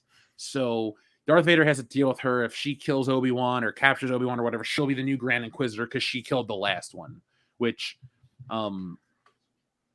he got stabbed, but I think he comes back. That sounds like some Highlander shit. Yeah, there can be only one. I don't care anymore. Let's hear what Ewan McGregor has to say, though, the rest of his statement. Moses is a brilliant actor. She's a brilliant woman, and she's absolutely amazing in this series. She brings so much to the series. She brings so much to the franchise. And it just sickened me to my stomach to hear that this had been happening. Okay, so of course it's messed up that the stuff happened. No one's going to disagree with that. Yeah. Dion, you haven't even seen Space Parkour yet, have you? What? Yeah, I'm sorry. That's What? the reason. Oh my god! I see. My issues with this character. I'm glad I fucking quit watching this bullshit from Disney. I'm so fucking happy. Oh my god! Thank you. No, she doesn't literally do parkour in outer space. She's like running up these buildings and like doing all this excessive parkour. It's like you ever seen a character where they're like, "Hey kid, you know what? I figured out. This girl is Poochie. She's Poochie from the fucking Simpsons. That's it. That's all she is. She's Poochie. You can take what you want with that, but she's Poochie. Hey kids, Poochie's the newest cool character. We love Poochie, right? No, we all want Itchy and Scratchy. That's the analogy of the Obi-Wan show. We all want to watch Itchy and Scratchy, Is but she we're stuck with gonna die Poochie. on her way back to her home planet? You goddamn right she is, because all these that's the beauty of these Disney shows. They're inconsequential. You don't have to watch them because you know the outcome. You can be an anti-Disney crusader and know the story that Obi-Wan actually will save the day and make sure that Luke Skywalker survives, because 50 years ago, a movie called Star Wars came out and we've known the story since the beginning. So the futility of this show is just that, futility. But there you go. Like, I hope she does. Look, she's going to go. We heard the rumor last week that she's either going to change or whatever. She's the one that's going to save Obi-Wan or whatever, and Vader kills her, some other bullshit like that. We'll see, but I've watched 3 episodes and I'm very much like disappointed that this is the climate we still have for Star Wars. Why? I thought they were going to fix it. It's on par. It's on brand with the bullshit they've been doing since day one. Like, I'm done being disappointed. I'm no longer surprised anymore. Like, I expect it now. Right. It's just something that happens. Yeah. Like, that's it. Yeah, that's my whole thing too. It's like, why get invested? Because I know where we're going. The only thing I can hope, and the only hope I have, and this is the big hope I have, is that Kathleen Kennedy will be fired any day now, because I've heard that it's going to happen. You know, if she was actually fired back in the day, we wouldn't have this crap in Star Wars. That's actually true. Man, I don't know. Go ahead. I hope the show only lasts like 2 or 3 seasons and they fucking nobody watched it, because like once again they're doing the same bullshit they've done all the way through. It's like calling out their fans and calling them names, and I hope people understand that and just don't give this show any more time or dedication or any more money. If you feel the need to, delete your subscription for Disney Plus, go ahead and do it. That's fine. But I hope that nobody watches the show anymore and they're just like, oh, well, nobody watching it. It's not getting any more time. We need to go to something else. I'm pretty sure this is a mini series of one and done. So yeah, because they can't go any further with it. They really can't. They really, even the miniseries in itself doesn't make any sense. Like Vader shows up and all this other bullshit. Like it doesn't fucking. I don't know. Well, I'm just. I don't know. I'm over the whole thing. I'm excited for The Boys in a couple days. Yeah, as in a couple hours. Yeah, at least that's gonna be fun. It's violent. It's crass. It's good. It is crass. It's good. It's fun. It's got something to say. See, and this is the thing that a lot of these companies aren't like going or doubling down on, is like the rated R stuff or the adult stuff. Like, you can do this Disney doesn't have this, doesn't want to get into it. You can do that, but you're not going to because you're not smart. I don't know what the problem is. I'm frustrated with all of this, but folks, you can check out the video. My issue is with Disney. I have an issue that Disney, like, they'll put out a tweet defending the lady. That's fine. I don't have those issues. That's not my problem. My issue is, where were they in the past? Where were they for these other actors? Why is it now that they want to double down on this shit? Because it's convenient to the show. But the video is pinned to our Twitter account. If you want to go retweet it, that would help out a lot. If you want to retweet it and tag Disney in it and Ewan McGregor and everybody else, would be great too. But do what you will. Do what you will. Yeah, do what you will. I'll tell you what I'll do. I'll stop watching Ewan McGregor tell me how to, Yeah, because apparently he's a giant piece of shit as well. So. Now, what's up, Dimaj and I in the chat? I'm interested to hear what you have to say about all of this. Everybody's thing. Like, anybody I've ever streamed with, I want to hear what your guys' take on the Star Wars thing. As I talked to Nick of Echo Base Network and a couple of other people just to get the behind-the-scenes take on this stuff. And a lot of us are scratching our heads with Star Wars and Obi-Wan Kenobi. Not a lot of us know exactly why they're doing what they're doing. But hey, we'll see. We'll watch it shit the bed. It'll be like Amber Heard. So, guys, Kendo, do me a favor. Pick a number between 1 and 69.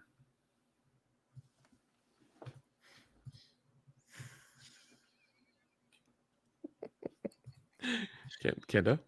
All right, Nick, you pick it. 24. Wait, I need a better one. All right, you picked 24. All right, 1, 2, 3, 4, 20.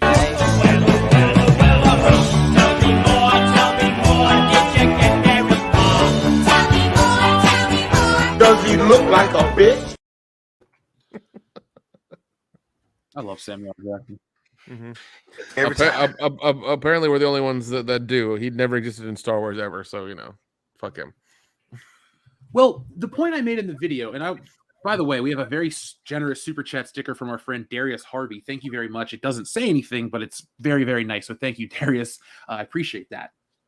But Dion, I made this point in the video. I know you guys haven't had a chance to check it out yet, but it used to be that, Lando was just the fourth biggest character in Star Wars. It was like the three heroes were only the three heroes because they hadn't run into Lando yet. But once Lando joins the crew, he was just as cool as Han, Luke, and Leia. He felt natural. I just miss. He's the Ernie Hudson. He's the Ernie Hudson.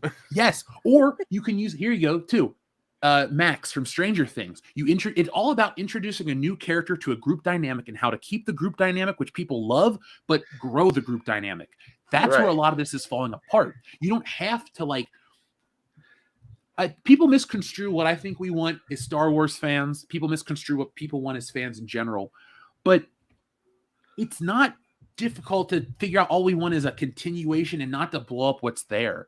And anything that kind of sticks its fingers in the way of that and ruins it kind of becomes the enemy of that. And it doesn't really matter what else it is. It's not a race or anything. It's literally just, we don't like this character. And, who did they used to write off TV? If you complained enough, they just wrote the character off. They didn't call you a bigot. I guess they understood that people would stop watching. That's true, but instead of and if people should really spend their money somewhere else, like buying Wokebusters. Yes, isn't that right, Jeff?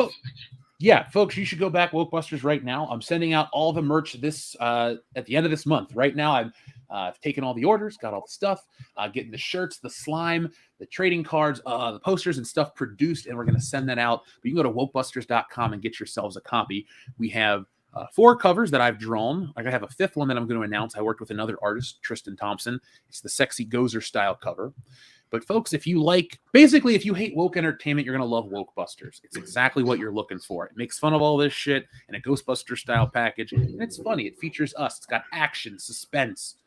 I guess it's got drama technically, but it also has tits. It also has tits. It does have tits. And it's long, too.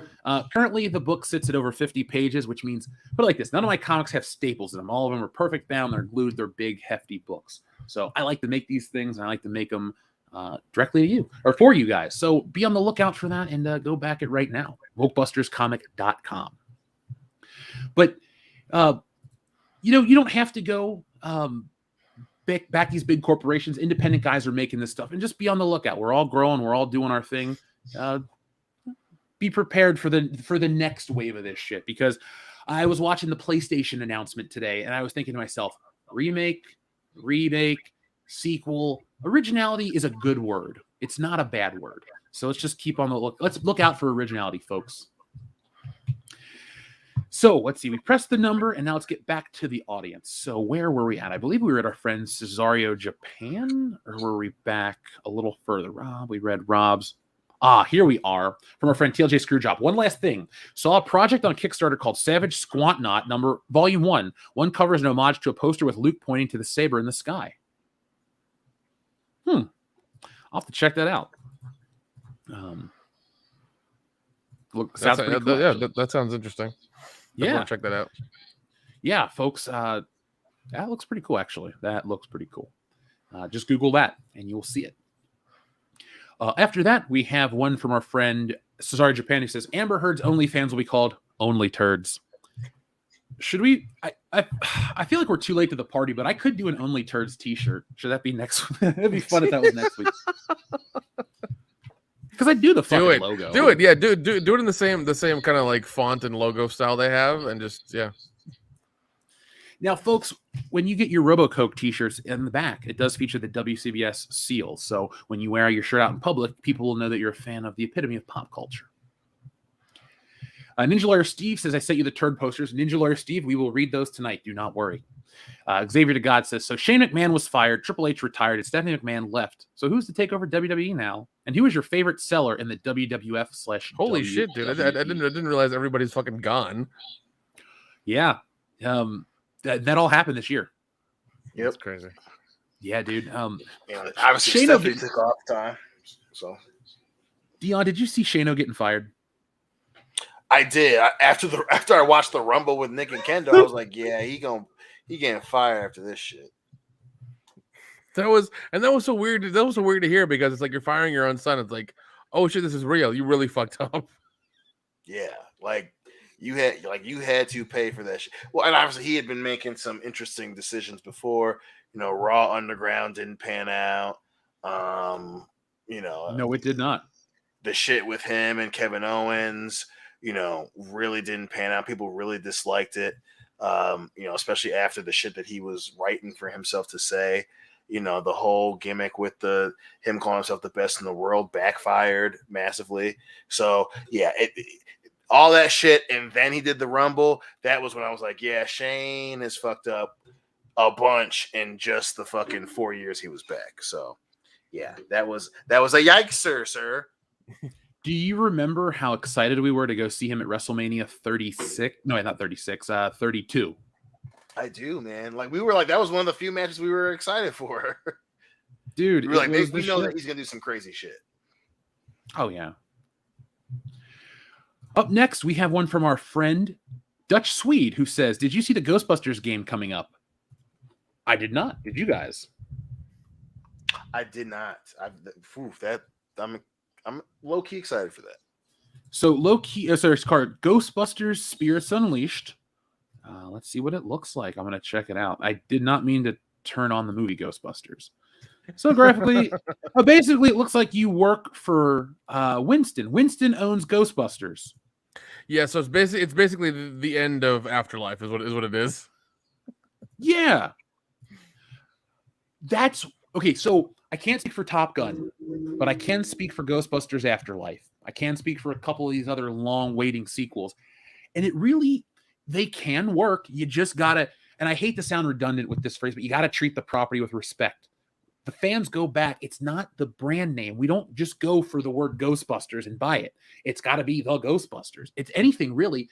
Star Wars isn't just, whatever anybody wants it to be. It has a spirit and a soul. You got to be faithful to that. And I guess Top Gun did it because people are going nuts for it. Ghostbusters Afterlife saved the franchise, according to the head of Sony in a new press release this week. Like, all this shit goes to show you that Ghostbusters 2016 was garbage. But here's the game, and it looks like in the game you're using the old packs. None of the 2016 packs are there. It looks like using the old proton packs, the old ones, the PKE meters, all that stuff. Like I told you guys years ago, they were going to wipe away that franchise and never touch it again. I mean, look, you got a female Ghostbuster on the team. Not a big deal. Who gives a shit? They're all Ghostbusters to me. And look, they're the Ghostbusters 1 and 2 costumes. They look like the Ghostbusters. I'm there. I'm on board. Ooh, it's a first-person game. Maybe. Well, this could be cool. We'll find out, guys. You even get to be the ghosts and try to, kill the Ghostbusters. Oh, shit. Yeah. Would anybody play a Louis Tully video game? Louis Tully video game. Is it just him getting laid in his apartment and having parties? Wow. No, you know what it is? It's Louis Tully's bargain discount shopping simulator. And you talk about getting Nova Scotia salmon for $29.99 a pound, how to save money on acetylsalic acid. It's literally just a shopping simulator with him in the corner going, basically how to save $5. So it's basically how to live in New York in the 80s on a budget. That's what it is. Yeah. I want that game. I want that game so much. Oh, God. Oh, man. But thank you for letting me know about that one, Dutch Swede, because that's now on my radar. Also, shout out to our friend Mad. We're going to be playing Evil Dead soon. Dude, I recently played that. It's so much fun. Oh my God, it's so much fun. It's the mechanics are easy. Everything's pretty well put together. The online stuff is really, really interesting. Well, I have a copy now. Dude, it's good to hear. Oh, it's so good. We have so good. We have the official WCBS copy is being downloaded. So we will make our presence on Twitch known. Life happens, life finds a way, and here we are. We'll get there. Calm down, Goldblum. It's Goldblum. How can I? The biggest crime in humanity right now is the fact that his TV show doesn't have more seasons.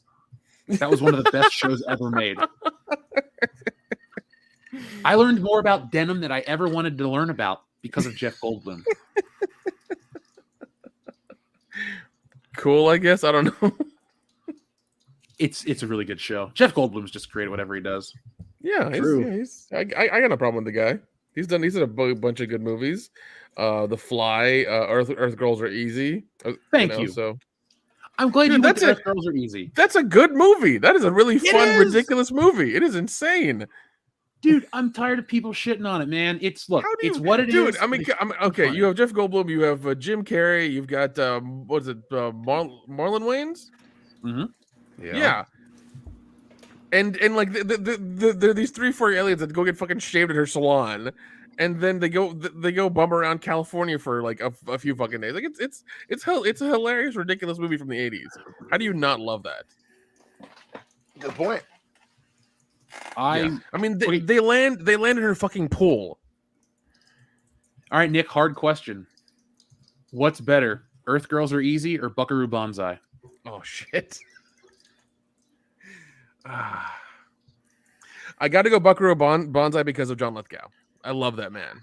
And he's fucking amazing. And he's fucking ridiculously amazing in that movie. It's insane. He's one of the greatest actors of all time. Agreed. Sorely underrated. I fucking love that guy. What's his greatest role? Oh, fuck. It's got to be season 4 of Dexter because it's so different than what he normally does. Yeah. I'd give that to you 100%. And just right underneath that is Third Rock from the Sun. Yep. That is also great. Yeah. Because I'm still watching that show and I'm just like, God damn it, your comedy's on point. It's so fucking good. He's got amazing range. He can do drama. He can do serious shit, just like in Dexter. He can do comedy, like in Third Rock from the Sun. Fuck, dude. Maybe John Lithgow is like the most underappreciated actor of multiple generations. I agree. I really do. Did you get to watch him in Planet of the Apes? The remake. I've only seen the first movie of the redo series. He was in that one. Remember, he was James Franco's dad. He's the reason that he was Alzheimer's drugs. Okay, yeah, all right. You know what? I'm just gonna go ahead and nominate him right now, John Lithgow for the Bullshitter Hall of Fame. I second that. I'm there. Put me in, coach. I'm ready to play. Yeah, dude, he's fucking wonderful. Dutch Sweet, but to really answer your question, Jeff, if I had to choose between both those movies, it would be a double feature kind of Sunday. That's what would happen. I could get down for that. Yeah, man. Dion, are you back yet, buddy? Okay, well, when Dion motherfucker, leave it dumb. It's like he's here. We have an important super chat from our friend Adam Wofford, who just says, I sent something to Dion. Check your email. So I did. Dion, you, my friend, have made a mistake. Oh, God. You made a bet, and now you're going to lose $100. Mm-hmm. Here's an Avatar 2 poster in the wild. Oh, Fuck. Oh, my God. You know, Yeah. I love my friend and I care about him very deeply, but dude, what were you thinking? Yeah. But there we go. Avatar, Way of the Water, December. Yeah. If Dion were here right now, he would say something to the effect of, "It hasn't come out yet, bitch." It hasn't come out yet. You don't have to pay shit. I'll just take it out of you. See? There we go. It's like you see. There it is. I'm going to stop calling myself Buffalo Jeff and call myself Johnny Wishbone because you say Buffalo Jeff and Dion. Call Johnny Like Kibbles and Bits, but different. I don't want to disappoint you, but I'm going to tell you the truth. I still haven't watched Beverly Hills Cop 2 on 4K. It's been sitting there for a month, dude. Wait, hold on. No, Hey, no, man, no. I understand his problem. People get busy and shit. Thank you. But this is Jeff, and this is Yeah, Beverly Hills Cop 2. Dude, you can say the same thing about me in Top Gun 2. It's been out for a week. Have I seen it yet? No, because shit happens. You get busy. Yeah, but he's got the disc there, the player, and he can pop That's it true. in I gotta and drive vacuum like the an hour to get fucking to a movie apartment theater. and watch it while he's doing that. It's fine. It's like a 1A and 1B problem right now. You can't okay? protect him forever. I'll protect him as long as I can. I'm just saying. He can he can do work in the living room and watch You're full of the shit, fucking Obi-Wan. movie. Whose fucking side are you on right now? I don't even know anymore what's happening. Yeah, Nick has turned against you. I haven't turned against. I'm just saying there you can do work and watch the movie in 4K as well. That's what I'm saying, trying bro. to. You got the shit sitting right next to you. Jeff, Yeah. people get busy. I understand your plight, and I'm That's sorry like, you haven't got to look at watch this, it yet. Raise the kid. Well, fuck you. I have an excuse. Anyway.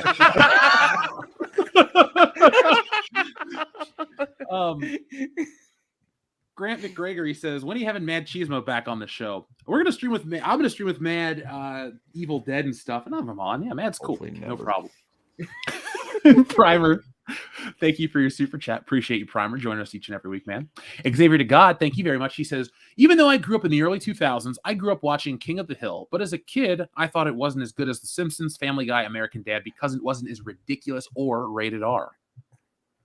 I like your perspective, but I think that's important for people to realize that, okay, hold on a second. King of the Hill gets written about in a certain way, and people kind of write it off as this whatever show. They like to treat it, honestly, they treat it as like this weird Republican fantasy show. And I'm like, are you not watching the show? Because Hank Hill is more than anything, any label you can put on the guy.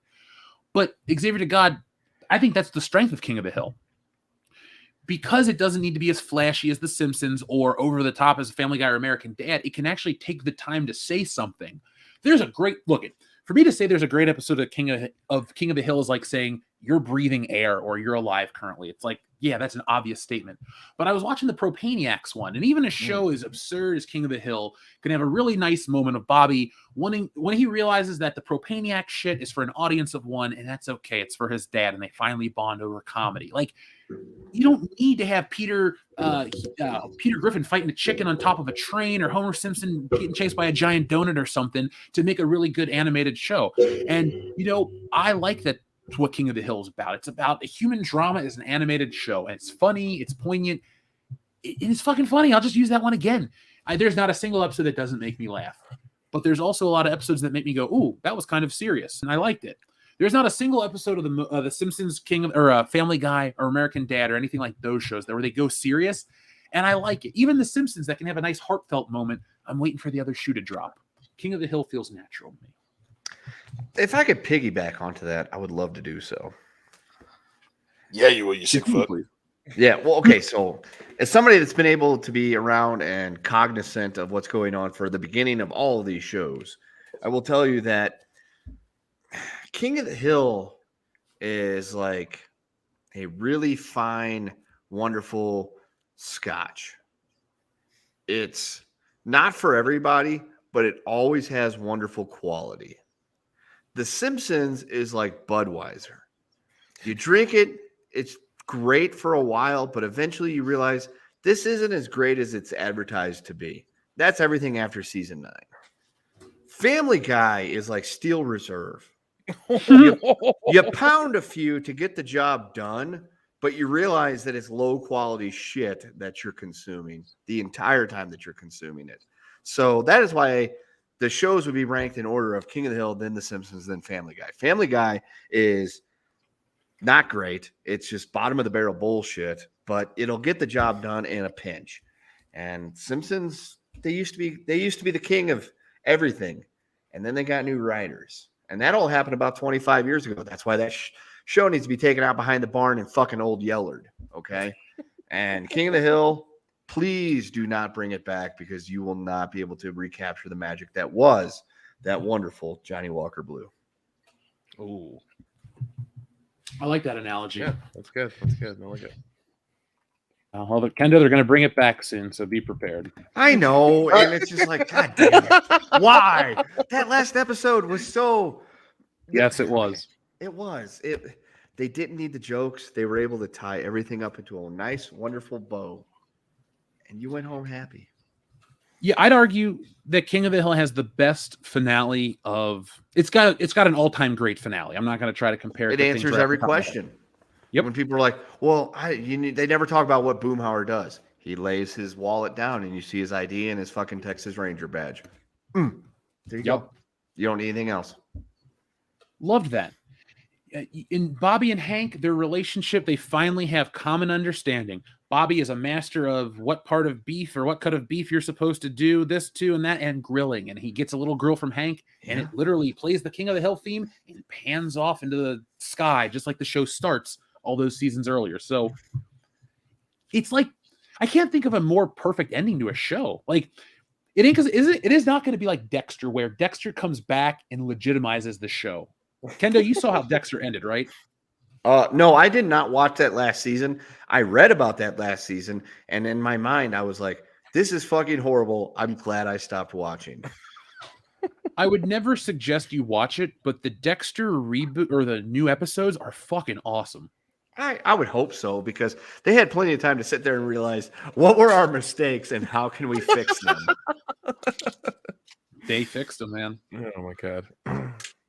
They even found a way to keep his sister in the show, but not in an annoying way. God.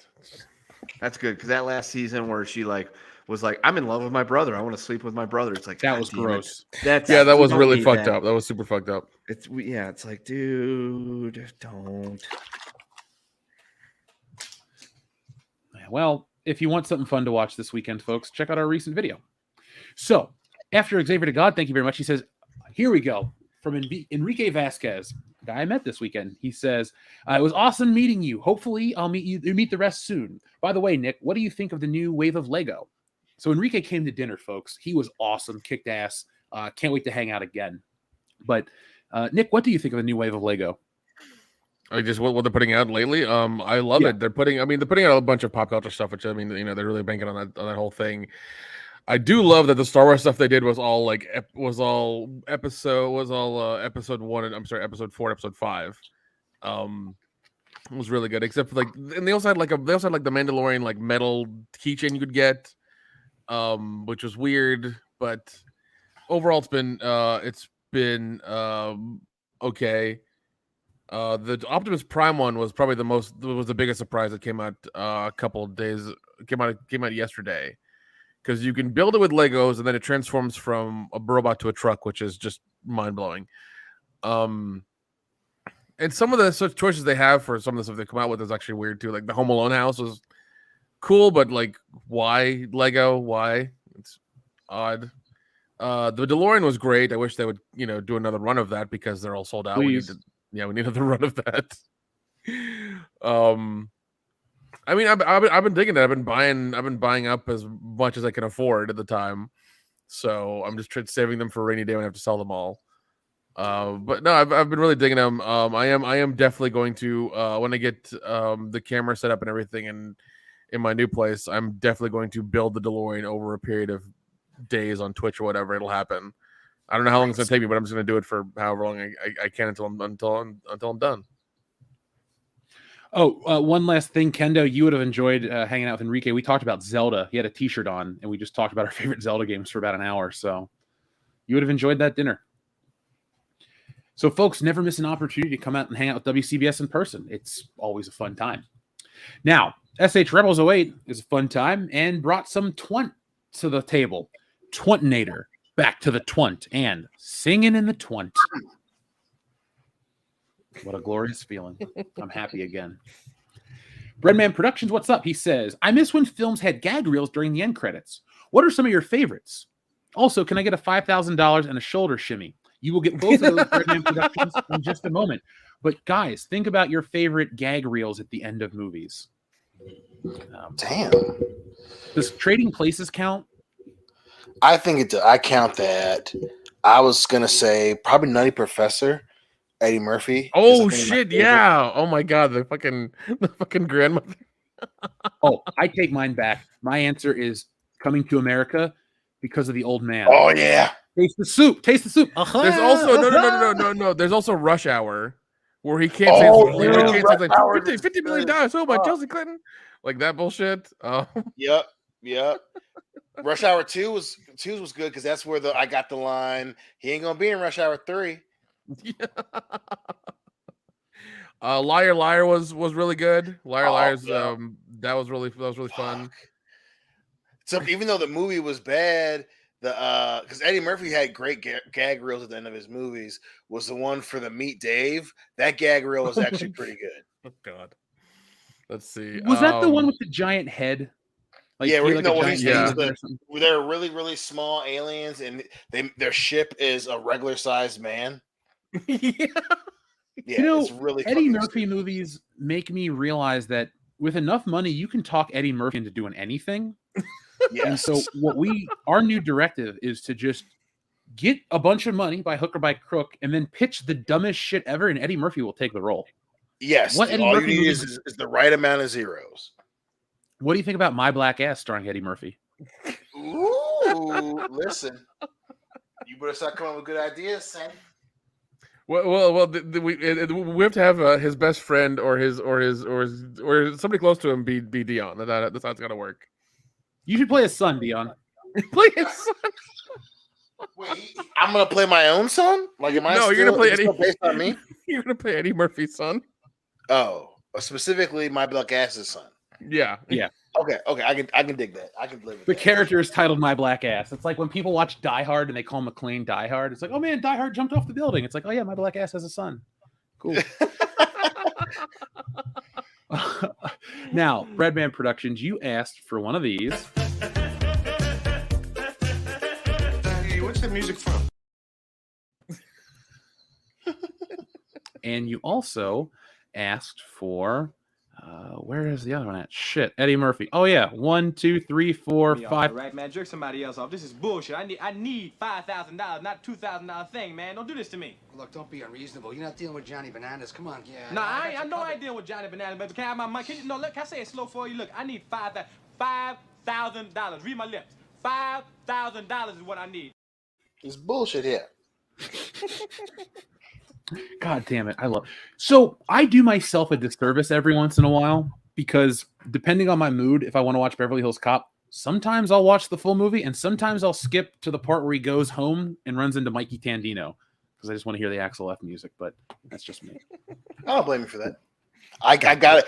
I at least watch up until the strip club scene, and then I can come back later to watch the rest of it. But if I start at the beginning, I gotta watch up to the strip club scene.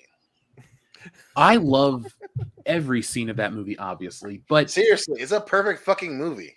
It is. That, Back to the Future. There's a handful of movies that you don't need to change anything about them. They're just great the way they are. Terminator 2. Yep. Oh yeah. Oh wait, did you see? There's an article about how Terminator 2 is terrible or something. I'm pretty sure the person was being serious. I saw the that headline. I didn't want to read it because I'm sure it's just like some Gen Z who's just like, oh, it's racist. It's so distant. It doesn't make any sense anymore. It's like bitches from. No, they were like the talking about 90s. the masculinity of the film and stuff, and it was of like course they are. I think it was Comic Rant. I think they had that article, but yeah, I just saw that the other day when I was taking a shit. But yeah, I mean that's the perfect place to read CBR. It really is, dude. Like it was bad. Like they were just like it's not as good, or it's not as good as what everyone thinks it is. And it's like whatever, man. Listen like, to you this. Just don't like the movie. Like this is as bad as I remember when Barry from Green was like, "Well, Boba Fett's only cool because he looks cool," and it's like, what? Like that's just someone trying to say wild shit.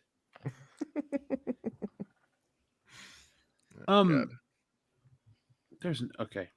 Sorry, there was a picture of the new Luke Cage comic, and he looked white on the cover. I was like, Luke Cage isn't white. It looks like Luke Gallows. If Disney's making movies in China, his ass is white. I would not watch White Luke Cage. Actually, I would if it was made only for China. Like they make the exact same show, but they just have all the people be like played by white people, and they still speak English. That'd be weird. It's like watching something you're not supposed to watch. Be fucked up, man. I wouldn't put it past him. I really wouldn't at this point. Now, don't worry, Ninja Lawyer Steve. I will not forget those turd posters. Taker610 says, or Taker610 says, "Can you use the Force to cure ED? Come on!" Ow! No, but you can use blue milk chew by using the code JEDI at checkout today. Folks, if you enjoy WCBS being ad-free, and unless if you like us to not have NordVPN ads and all the other shit, do us a favor. Click one of the links in the description below. Check out Shop WCBS. Check out one of the books. Check out a way to support the channel because it keeps us independent and free of all this crap. Don't want to go corporate. Don't want to go woke. Yeah, and also click that like button. Click the like button, the thumbs up button. Let's get more of those going. Yeah, and we did figure out a way. On Twitch. It follows on Twitch too, but I figured out how to avoid some of the notification problems. Our friend Miss Ninja Julian told me what you do, folks, is you go to your bell notification, turn it to none, and then you go back to all, and it fixes the problem. So if you're wondering where'd you guys go or something, that fixes it. We have it. I've seen it work. Well, since you're giving out pointers for that, you should give us more pointers for the comic book. True. So, folks, go to wokebusterscomic.com right now. It features us, the handsome Wokebusters. In reality, we're having a great time being a part of it. But Dion, what is it like when you get to see the pages of us in action fighting this giant blue creature? Like, how do you feel knowing that we're taking on the embodiment of all this ugly wokeness in quotations in the form of the man? I mean, I dig it with the it feels like when you're a kid and you're like, damn, like I'd want to be in that Saturday morning cartoon. Like that's the feeling I get out of it. Like it's a fun little, a fun little adventure that, hey, it's like, boom, I'm in that shit. I was working on the page the other day where we're fighting the creature at the end, and we have to be on the flying creature thing. And it was so funny because I got to throw in a horse joke, which no one that listens to the show, everyone will get that joke. It's nothing like, and folks, I'll tell you this, you can listen to the show and get all the jokes and love the comic, or you can never have heard of us and enjoy it because it's not written for the audience. It just happens to feature people that look like us. But if you listen to the show, there's tidbits everywhere. There's even some stealing solo nods in the fucking book. So be on the lookout for that. Like I said, folks, go to Wokebusters Comic, check that out there. You can see the updates. We've been giving you updates every couple weeks, all kinds of comic updates, books, pages to look at, and all sorts of things. Remember, Wokebusters is over 50 pages long, written and drawn by me. I write and I do all that fun stuff. And it's on its way to you this summer. So be on the lookout, folks. WokebustersComic.com. I am excited to read it. You should be, because I don't want to, but you end up having all the best lines. Well, I mean, it's natural because it's like in Stealing Solo. I was the star of that fucking comic book. It felt like you were, and it was weird because I'm writing and drawing, and I'm going like, when is Kendo gonna let other people do shit? And I'm like, wait, I came up with this shit. I'm the one. Yeah, about to say. Can I say it's the natural order of things? Natural, motherfucker. Good thing you got a voice somewhere, please. Natural. So, folks, let's see what else is going on in the world of you guys right now, because our friend Ty Sloan, thank you very much for all your generous super chats this evening. He says, how come the MCU, they didn't have Carol Danvers as Miss Marvel? Why Kamala Khan? Also, do you think Kamala was made to help push Marvel in the Middle East? Will Tony Stark get a female replacement? Well, Ty, Tony Stark does have a female replacement in the name of Riri Williams, a 16-year-old black girl created by Brian Michael Bendis. Tony Stark died and became a ghost, and she became the inheritor of the Iron Man armor and the ghost of Tony Stark. Now, the book sucked and got canceled right away, so we don't talk about it anymore, but that already happened. Also, Kamala Khan, I believe, is a self-insert character for Sana Amanat, one of the big publishers or editors at Marvel, so it's more of a thing like that. I don't think it's more of a push for the Middle East. It could be wrong, but all these characters are self-insert characters. That's why they freak out when you don't like their characters, because it's a personal attack because they put themselves in the book. It's like, why look, they suck. Yeah, look, you can put yourself in a comic and it doesn't suck. Go read Stealing Solo or Wokebusters. But we also don't take it personally. It's like, oh man, we really wish Kendo would have died in the story. Doesn't mean we think Kendo should die in real life. I mean, that's fair. The shit that we get on a regular basis, the hate mail, it's funny. Yeah, I bathe in it now. It's like, what we have, folks, is a giant vault. It's like Scrooge McDuck. All the bullshit, we just literally swim right through it. It's great. Yeah, I didn't know. Weird. That's a lot. That's a lot. I just feel like so what you're saying is we have a fuck ton of hate mail that's enough to fill a Scrooge McDuck style vault. And man, the big chief over here is like, I fucking bathe in that shit. Bit like, damn. Hey, look at it this way.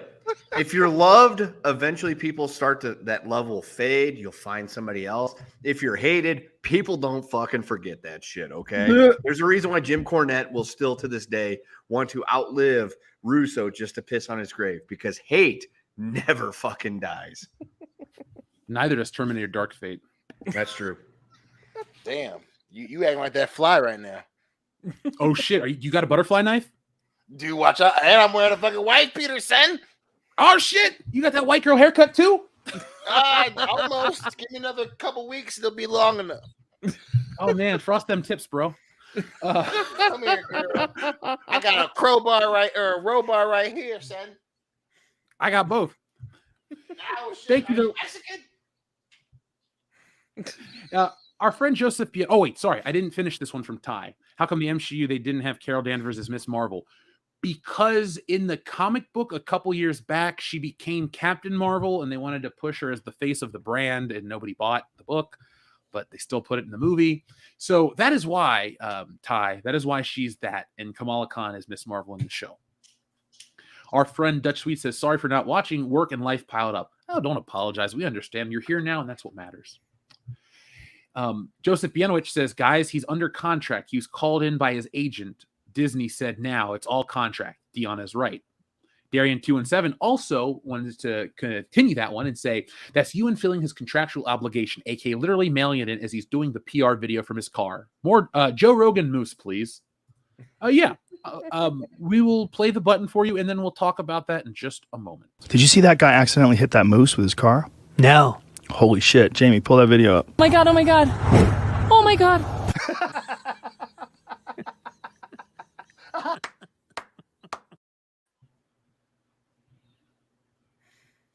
There we go. It's the moose and squirrel. Did you what do you think of Ewan McGregor's performance in the car? Would you like to mail it in as hard as him for the rest of the show? I could, because this family of ours that when we come together, we get together on the channel, by the way, that has 170,000 subscribers. Did you just say family? We are family. It's the family that we have here, World Class. You don't think about family. Yeah. Look, we are a family, though. The four of us. Wow. All right, I see how it is, motherfucker. Oh, you thought you were being excluded. Okay. Somebody's a little fucking weak in the spine. So say the four of us, we are family. And that's why you guys are the godfathers to baby OJ. Boom. All right, give me the paperwork to sign. I'll sign it. It's not gonna be a problem. Just send it over PDF style. It'll be okay. I'll just send you guys some fucking invitation pictures. You can print them on your own. Thanks. He's gonna be baptized on Sunday as a Catholic. I lost that argument. It could be worse. Did you guys see the Pinocchio trailer this week? I didn't even know. I didn't even know they were redoing Pinocchio. Who the fuck is that? Hillary and I watched it last night. All right, Dion, as someone who's seen the trailer, what was your initial reaction to that? Not even her. The trailer. We're not talking about that stuff.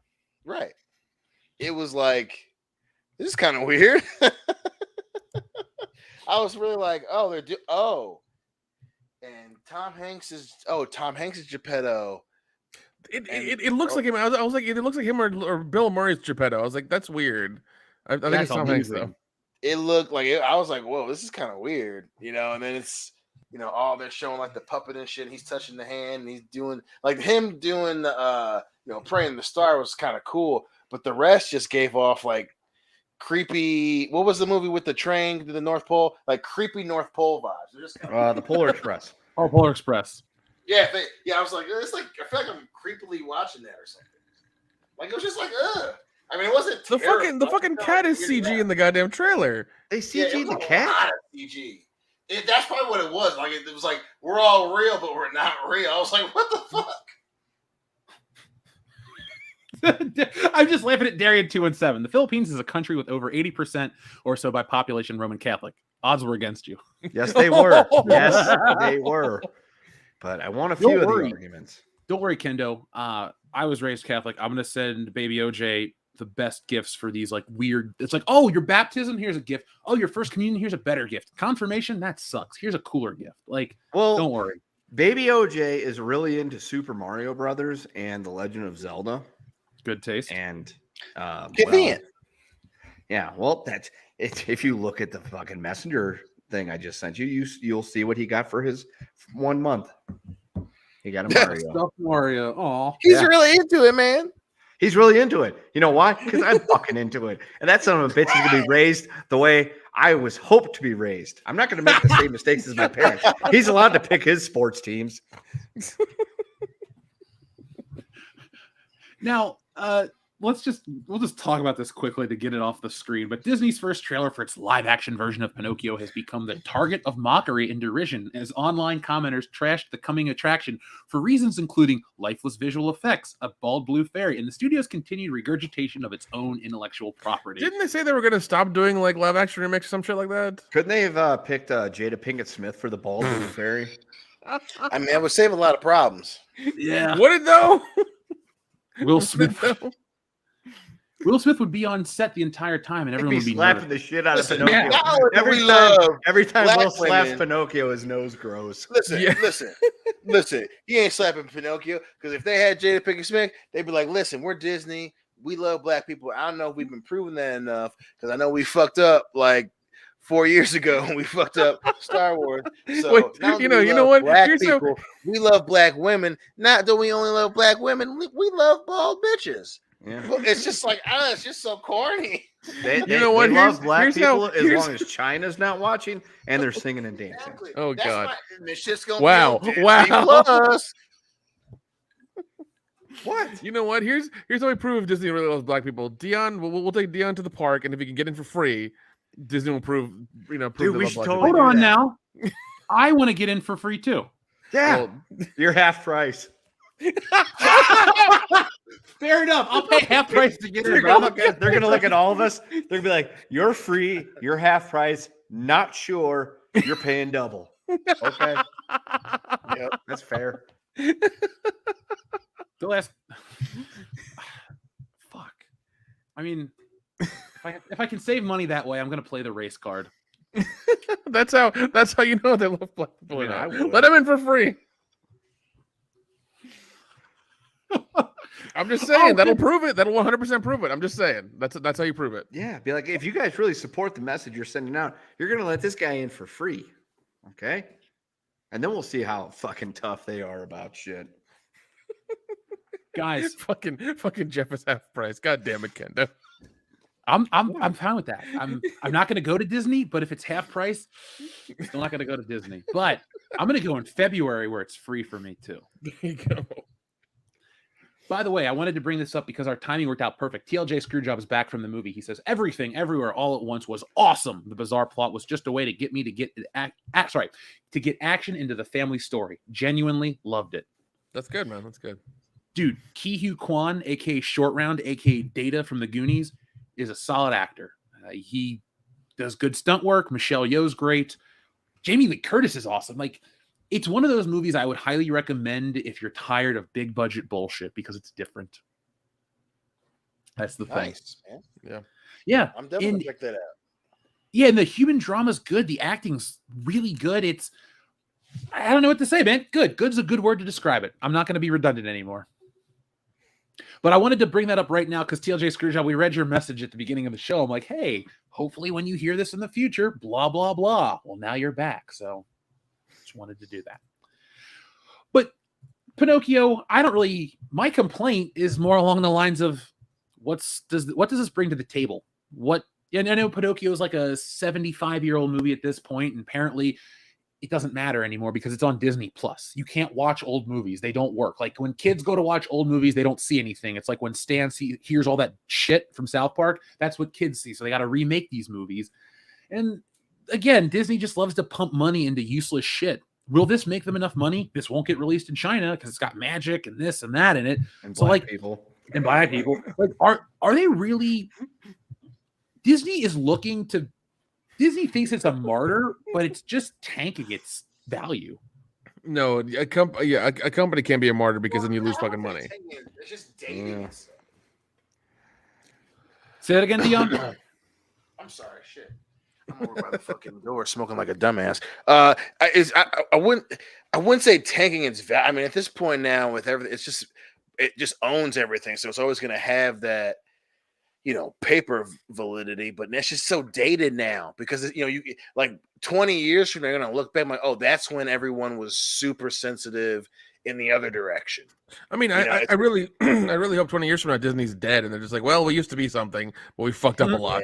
Yeah, they're not. Sadly, they're not canon. They'll 20 years from now they'll still be something, but it just dates it. Like this is 10 years from now they'll look like, yeah, Disney tried to be was focused on clearly this one thing, and it affected a lot of the products that came out at the time where they sacrificed overall quality for the topical discussion, and it was really going to date it, so they'll be around, but you're not going to ever really take Disney seriously in terms of serious content. They're always going to be the novelty. They're always going to be the nostalgic. They're always going to be, hey, they have the original Pinocchio, and they made one in 2022, and it was, it's from 2022.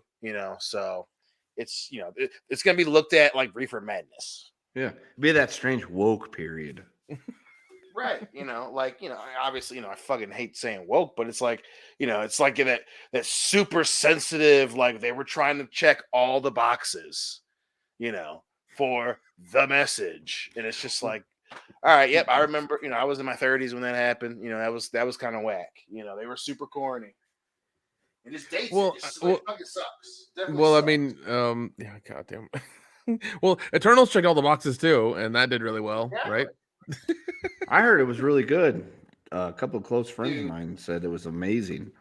Eternals is going to get looked at like John Carter. Like, 5 years from now, it's like, oh, yeah, that's when they, made Eternals and it was fucking like they forgot to write a fucking movie, It's just gonna, like, we're going to look back on Eternals like we look back on A Wrinkle in Time. Like, ugh. Oh, by the way, there we go. By the way, to our friend Mycroft Holmes, I was trying to block the porn bot and I bumped you, so that was not personal. Please don't take it as such. I'm trying to undo it now. Yeah, that was an accident. Yeah, I tried to hit him. I tried hitting the porn bot too, and I fucking got Mycroft Holmes. Okay, so yeah, sorry, man. The porn bot came in literally the second your message popped up too. So we just wanted to tell you that you're cool. We love you having here. We love having you here and all this stuff. But yeah, the porn bot sucks. Sorry, man. But when you come back, we'll press any button you like and all this other stuff because we appreciate you. But I'm glad you brought up John Carter. I actually was reading an article about Tron 3. Did you guys bring that up while I stepped away? No. No, I didn't. But I mean, if you know something about Tron 3, please let us know. Well, it was getting ready to be. It was getting closer to being made. Actually, there's an article out today that says Tron 3 was ready to go, and then Disney changed their minds. Let's see. They said they got close. And this is the writer speaking. He says, I got so close, I really tried, but it was a different Disney. By 2015, when I made Tron Legacy, they didn't own Marvel. They didn't own Star Wars. We were the play for fantasy and science fiction. And once you got those other things under your umbrella, it makes sense that you're going to put your money into a known property. So that's pretty much it. Tron died because they bought Star Wars. And the movie said it was called Tron Ascension. Yeah. I remember it was going to be called that. And the fucking Jared Leto was going to be in it and shit. So, well, that would have killed the movie. Yeah. Well, did you hear Morbius is coming back to theaters because of the online meme campaign? What? Yeah, I'll pull that up. Clearly, we don't want to talk about Pinocchio and all this shit. So no, because it was a cartoon fucking decades ago. Like, it's fine. Yeah. Well, I just wish Disney understood that too, because again, you want attention for your bullshit, no effort, and so you put stuff in it to get people riled up so you can act virtuous. It's like, look, we didn't bite. What's the point of remaking fucking Pinocchio? It's great the way it is. You guys hate everything Disney does. Today, yeah. Everything they've ever done, no. They've achieved a lot and accomplished a lot. Yeah. Because it's don't hate Kenobi, though. Don't hate Kenobi. That's right. You'll be a racist if you are. Well, yeah. And I mean, like once again, they're doing remakes and reimagines. Marvel's, I mean, I'm done with Marvel, and I think a lot of other people are. Star Wars, it was DOA practically whenever they started, and they're still trying to milk that dead cow, and nobody wants it anymore. Nobody wants any more of their shit, and that's the only things they're making now. Well, saturated. I have great news about your saturation. Sony's Morbius movie is returning to theaters. New showtimes for the film will begin Friday, June 3rd.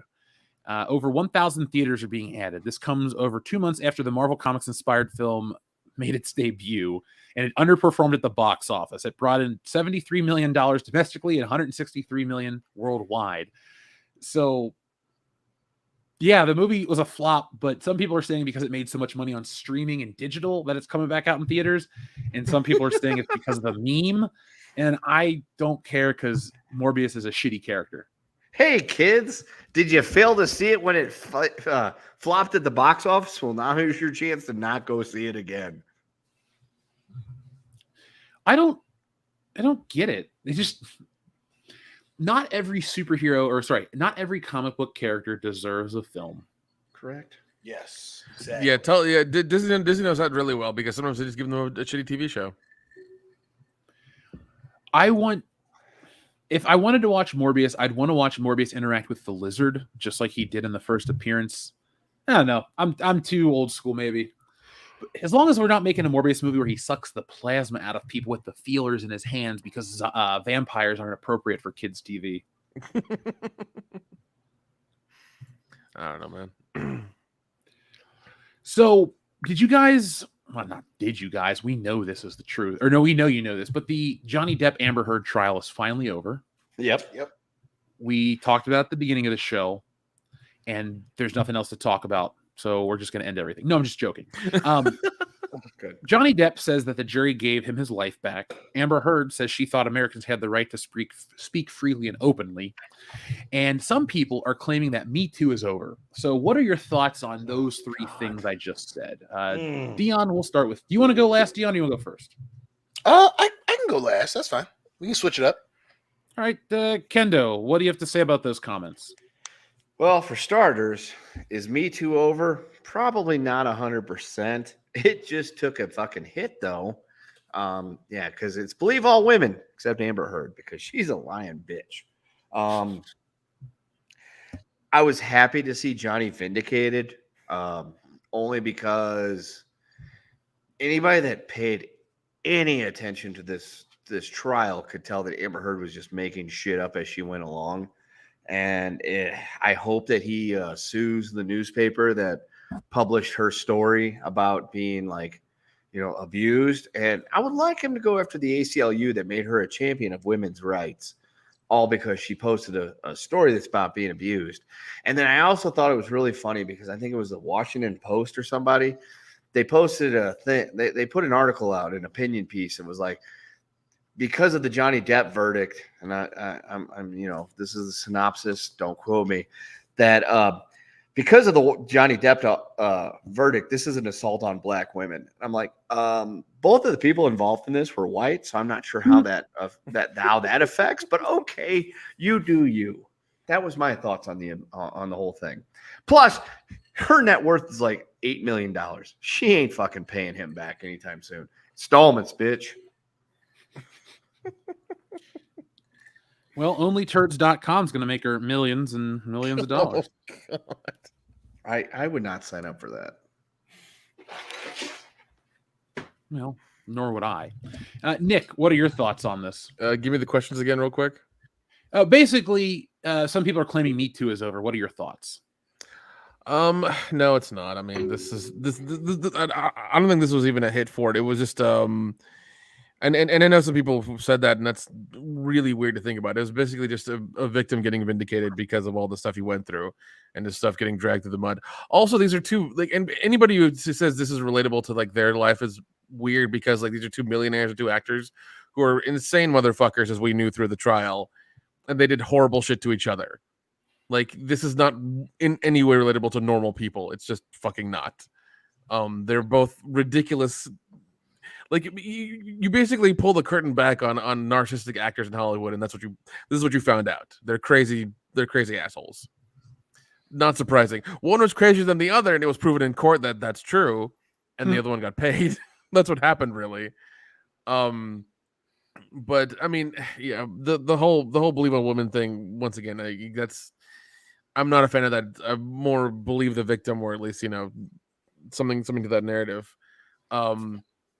But yeah, the whole Me Too thing, that's slowly been taking a hit over the last few years because of just, some of the ridiculous stories we've heard, especially this one with Amber Heard, especially when she was recorded saying, nobody's going to believe you in court, this, that, and the other. You're a big dude. I'm a small woman. And, just hearing that getting played in court and then seeing her face was priceless in itself. But I was glad that he won. I was glad that he got vindicated, and apparently I remember seeing some video recently of like him kind of making like, I guess like loving eyes towards his lawyer or some shit like that. So if there's anything happening there, they might have to go back to trial.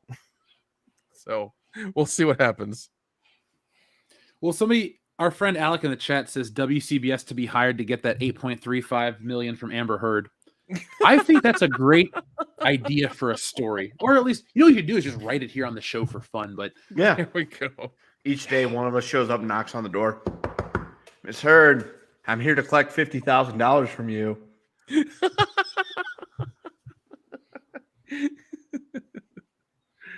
As long as we're always wearing body cameras, she won't fuck with us. Exactly. I just think we should wear hazmat suits so she doesn't shit on us. Probably that too. Just to be sure. Goodbye, Pornbot. You were blocked. Hopefully, nobody else. But yeah, we'll go get the money from Amber Heard. Now the question is, are we going to be honest and return it to Johnny Depp, or actually we're honestly return it to Johnny Depp and then we just basically go on a coke bender for a weekend, right? Is that? We take a little bit off the top. Take a little bit off the top. Don't get greedy with the first one. Yeah. Take some off the top. Yeah. You always have a finder's fee. Hey, can I have your $50,000? Hey, Johnny, here's your $35,000 from Amber Heard. Yeah, Johnny gets his money, but he gets it with some points. Okay, that's all it is. We will collect it $50,000 a day at a time with some points. Yeah, I'm down. Like, Johnny, I'm sorry. You thought it was $8.35 million. It's $8.35. Here you go, buddy. You're all paid up. We're going to Vegas. Somebody says, nah, Johnny Depp would have WCBS donated to a children's charity. Sure, we would. I mean, if Johnny Depp's like, hey, take my money and donate in a charity in your name, or else, like, for the tax benefits alone, we're going to say We would look it. It would never be WCBS versus Johnny Depp in 2024. Oh It's God, no, never, WCBS no. And Johnny Depp versus 2024. We're gonna take on a physical year. We're gonna actually fight a year, the five of us. What do you think Johnny Depp would bring to the table besides, world? I don't know. All the cookies has it in his house. Eccentric wisdom, some DMT and shit. Yeah, I want to try that. Now I ain't gonna call you cool. I might be like, yeah, you still a bitch, Johnny, but hook me up with some DMTs and do an ad shout out. How many times you listen to WCBS, bitch? Every day. Johnny Depp is our biggest fan. Easily. Yeah, easily is. I am a fan of his ass. I like a decent amount of his work, but I would never call him my favorite actor. No. And I can tell you, the person I don't fucking care for. I fucking laugh at your part in 21 Jump Street, though. Yeah, there you go. Let's say I love that part. Don't you dare disparage his. I walked around with a fake fucking nose on my face for 2 fucking months. We got tattoos on our dicks. That was a joke. Yeah, man. There are like 10 great movie-going experiences I wish I could relive, and 21 Jump Street would be one of those. I laughed so fucking hard at that movie. Both of them were so much fun. Both of them are really good. Both of them are solid movies. Man. Agreed. We almost got that 21 Jump Street MIB crossover. God damn it. I would fucking kill for that. MIB 23, man. So much fun. Because fucking International was such dog shit. God, that movie was so bad. How do you come up? How are you in a fucking meeting? It's like, all right, we need a new name for the new Men in Black movie, Men in Black International. Oh, really? Okay. How is that not a thing you said in the first fucking movie? Oh God. But they already had international agents. Like, didn't we watch Men in Black 2 where they checked in on Agent M, Michael Jackson? Yeah, he was around the world. Like, yes. Men in Black International has no purpose. Men in Black Well, was it doesn't have already any purpose, an but it's like international. you could have made it a cool little sidestep in the franchise if you made the movie good. But you just you did some over the top story that was again like too on the nose, and it came off as disingenuous. Yeah, and no one gave a shit. Yeah, and you got two actors from the MCU, which you thought was gonna like guarantee you money, and it fucking didn't. No. And then you stole a story, well, kind of a story from the cartoons, which that episode's great, but you fucked it up. That whole cartoon was an awesome series. Like, it was scarier than the movie, which was cool. So much fun. You learned about all the aliens, all the weird rituals, all the bullshit that they do. It was great. It was awesome. But no, we can't have anything nice, can we? No. We don't deserve anything nice. So let's continue our show tonight, folks. I accidentally clicked off the wrong tab. Our friend Stephen Kraft says, "Hi guys, inflation. It's at the gas station and the supermarket. It's in Top Gun 2's box office numbers, and it's in Disney's idea of what constitutes racism. Well, 1 out of 3 is pretty good if you play pro baseball." That is actually true. Ben, 333 is a great number. Secondly, inflation, from what I understand, is transitory, and it's going to go away magically.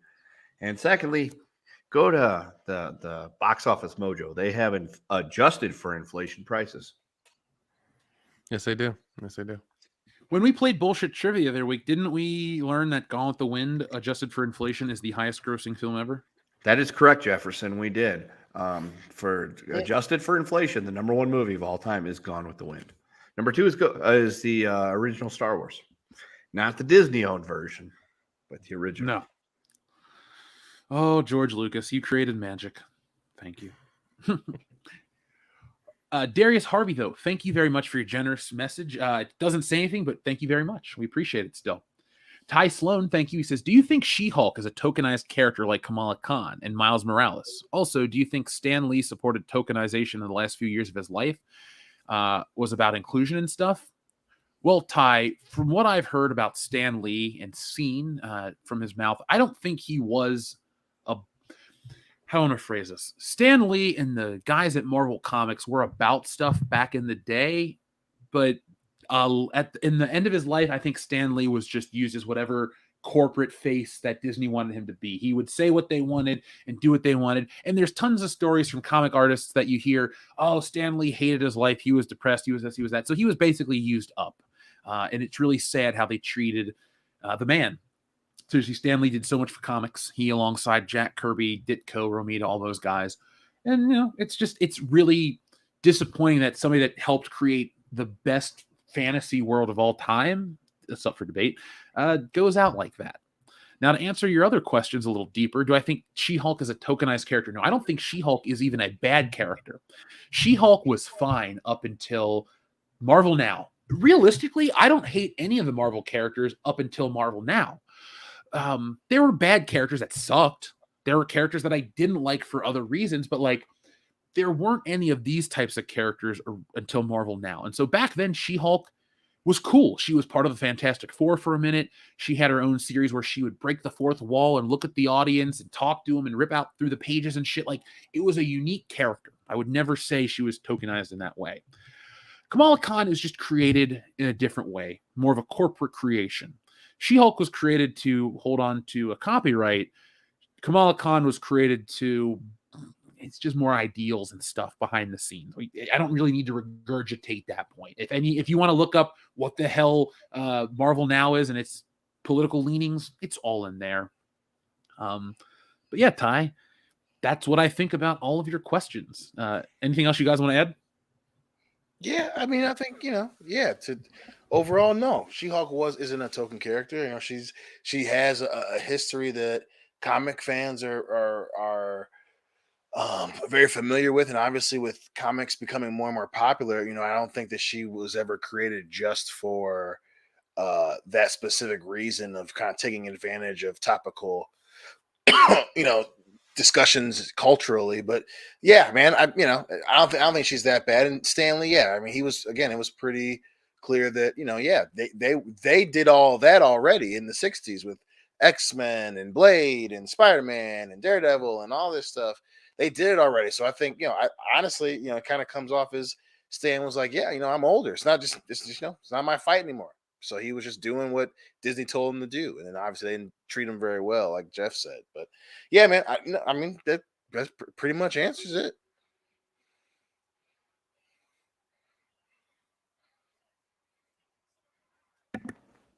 You guys there? Yeah, I'm here. I'm here. I think both of you answered really well. So, thank you. Yeah. Now, our friend Xavier to God asks us, if you were a WWE wrestler / superstar, what music would you come out to and why? And what kind of attire would you want to wear? Kendo, you're up first. Oh shit! So what kind of music I want to come out to something like heavy, like a fucking hard ass guitar riff type shit, and I'd wear the singlet pants combination that Bret Hart and Owen used to rock, because I do not have a great body, but I don't want to look fat as shit like Big Show during his I'm a fat fucking guy type of stage. Dion, what about you, man? I mean, yeah, I definitely will come out to some that rap where it's you're trying to go to the gym rap. For years I used to put on was my song whenever I made my character. Halls of Pain and SmackDown vs. Raw. And then attire wise, I'd probably go with early Bobby Lashley, where he had the long shorts with the ankle high boots, man. And then probably something simple like elbow pads and probably some type of glove. Try to bring a little Booker T in the situation. But yeah, nothing complicated. Nick, do you have any? Yeah, no, definitely, probably something punk rock for sure. But I hate to say this, but I do like the body armor look. I like that, but I don't want to look like Roman Reigns. Nick's sports Roman Reigns. That's what I'm hearing. That's the thing I want. I do like that kind of attire, but I would not want to be Roman Reigns. That's the thing. Smash him, stack him, pin him. Yeah, that's some fucking stereotypical shit there, Nick. The bloodline. Yeah. Tell us how you really feel and your people really feel about Roman Reigns. Well, we really hate your people. Are you happy now? Are you happy I now? understand that. I get lots of shit every time I post something in Roman Reigns' fan page. It's yeah, and God, that I'm Half glad the time, I'm half the very, time I'm I've very been to glad Zuck penitentiaries because of that goddamn fan page. I'm very happy that I taught you some words to say to that group, and you've pissed them off even more. Like, it just made me really happy. Well, a couple of them I learned because that's what I was called numerous times.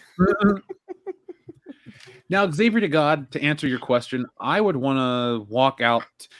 Honestly, if I could pick a song, it would be No Leaf Clover by Metallica, but I'd probably pick rock music. Wouldn't do anything, I don't know. I wouldn't do any hip hop or anything country or anything, I don't know. I'm not going to be Happy Corbin and come out to a fucking sound effect. But if I was going to wrestle country, please pick country. No. If I could come out to the song Country Boner by Pussifer, then yes, I will walk out to that song. The Viagra edition, not the regular version. Oh my God. The opening lyrics are I fucked Dolly Parton. I fucked Loretta Lynn.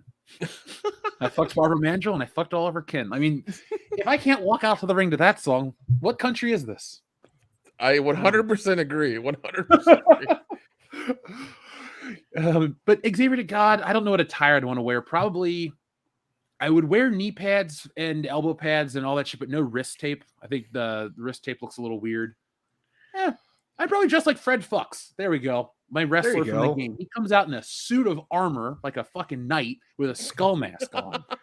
I would wrestle as Fred Fuchs. That'd be my How would you wrestle in a suit of armor? That's fucking interesting. Hold on, I'm going to send you a picture of it, and I'm going to show it on the chat real quick. That's awesome. I've seen Fred Fuchs. I've seen Fred Fuchs. Well, I'm going to show the audience Fred Fuchs. Fred Fuchs, folks, is my go-to wrestling character. Anytime I need to make a wrestler and I don't feel like... actually, anytime I make a wrestler, I just make him.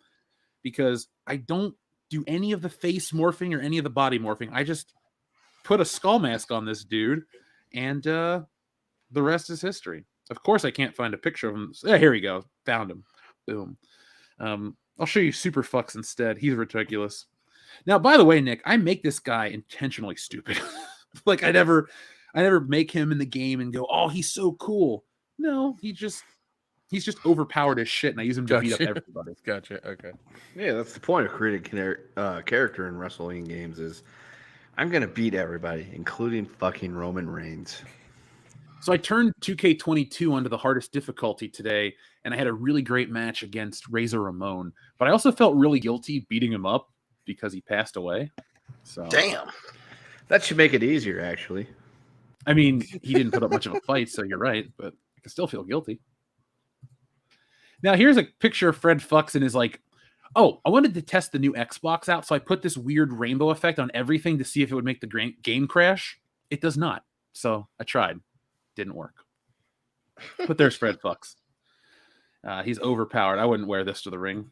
Who do you think I am? Canadian?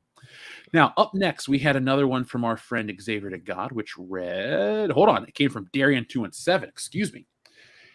He says, you don't get to get it on with Sigourney Weaver as Louis Tully in the first wait. You don't get to get it on with Sigourney Weaver as Louis Tully in a first-person one-on-one, rip each other's clothes off session with some doggy style in that game. Number 45 button, please. Okay. The That's only way creative. they make that game is on the Switch, where you can use the Nintendo Wii, where you can use the Wiimote to replicate the the rest. Would you play that Louis Tully video game? Is there a weird belt attachment you wear, Jeff? Is that what you're saying? Yeah, you can show what's up as Louis Tully. Who's your daddy, Dana Barrett? Oh. We're gonna play Parcheesi, but house rules. Oh God. Whose house? You're asking Caligula's? mine, Dana. Oh. Louis Tully's house. Okay. Yeah. Tully's rules. Yeah, Tully's rules Parcheesi. That's going to be our new thing now. Whenever we get together, we're going to play a game like, all right, guys, we're playing this Tully rules. What does that mean? Well, find out in person, folks. We can't tell you on air because we'll get canceled. Man, but that's a game I would definitely play. That or like a Janine Farm Simulator. Janine Farm Simulator. Are you not entertained? I would love that. Our friend Darren. Hold on, what's it gonna be like three pots in her fucking window box of like thyme, basil, and then like weed. Yeah, and it's just like she sits and she waters it and then does paperwork for the Ghostbusters. Okay. Got the bug eyes. Sorry about the bug eyes, Janine. Now, number 45. Which one was that? 1, 2. Did you see that guy accidentally hit that moose with his car? No. Holy shit. Jamie, pull that video up. Oh my god, oh my god. Oh my god.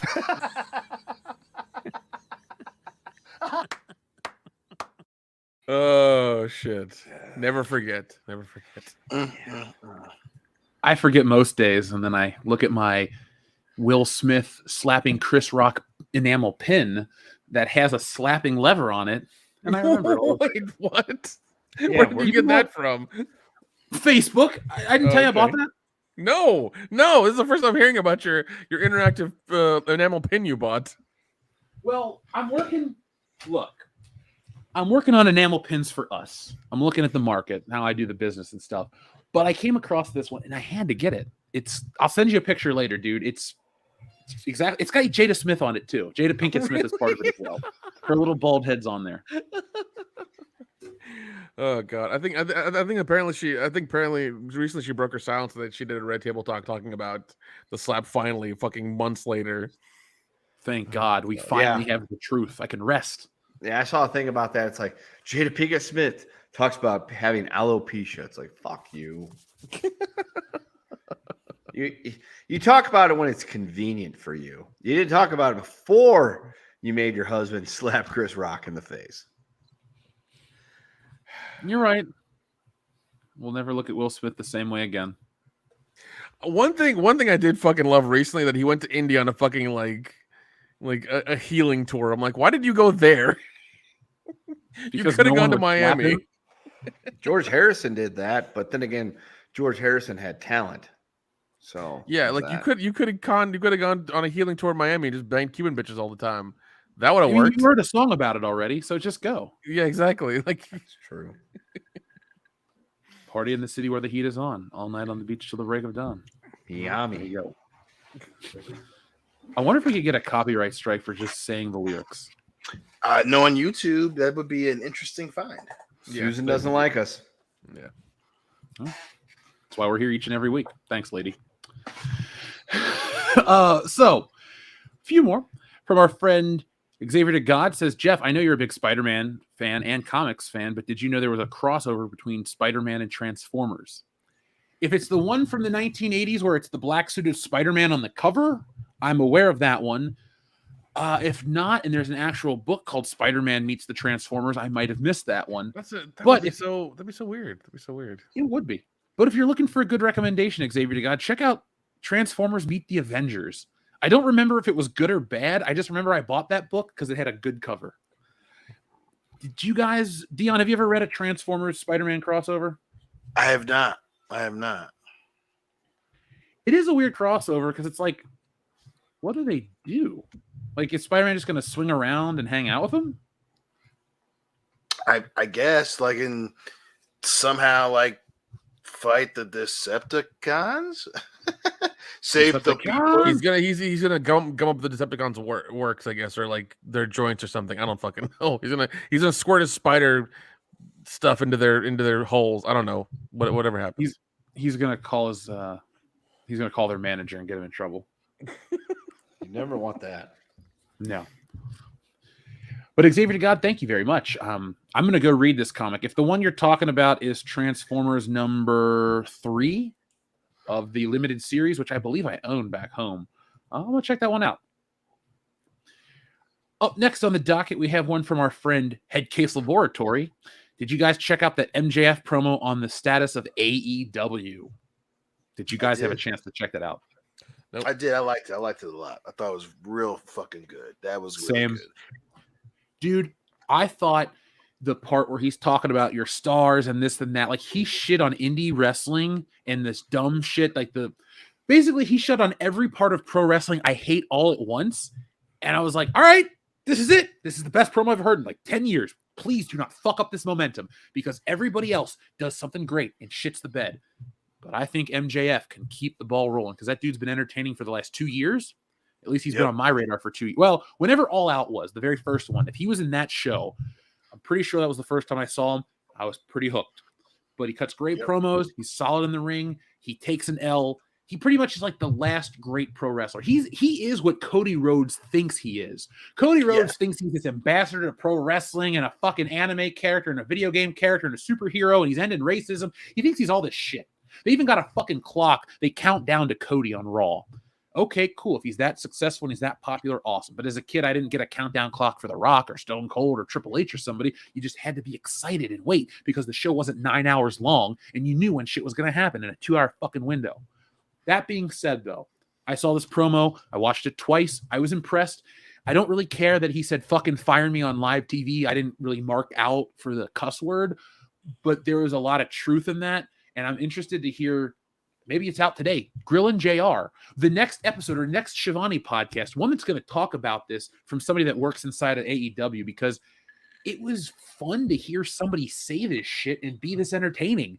The WWE can't cut a promo to save their fucking life. They want to talk about, honestly, their storylines are walk out, quit, blah, blah, blah. AEW at least had something interesting this week. I missed out on that fucking pay-per-view. I'm pissed, but I didn't go miss back out. and watch it. AEW is, you did watch it? No, I didn't miss out. It was like a fucking 5.5 hour long goddamn pay-per-view. Okay.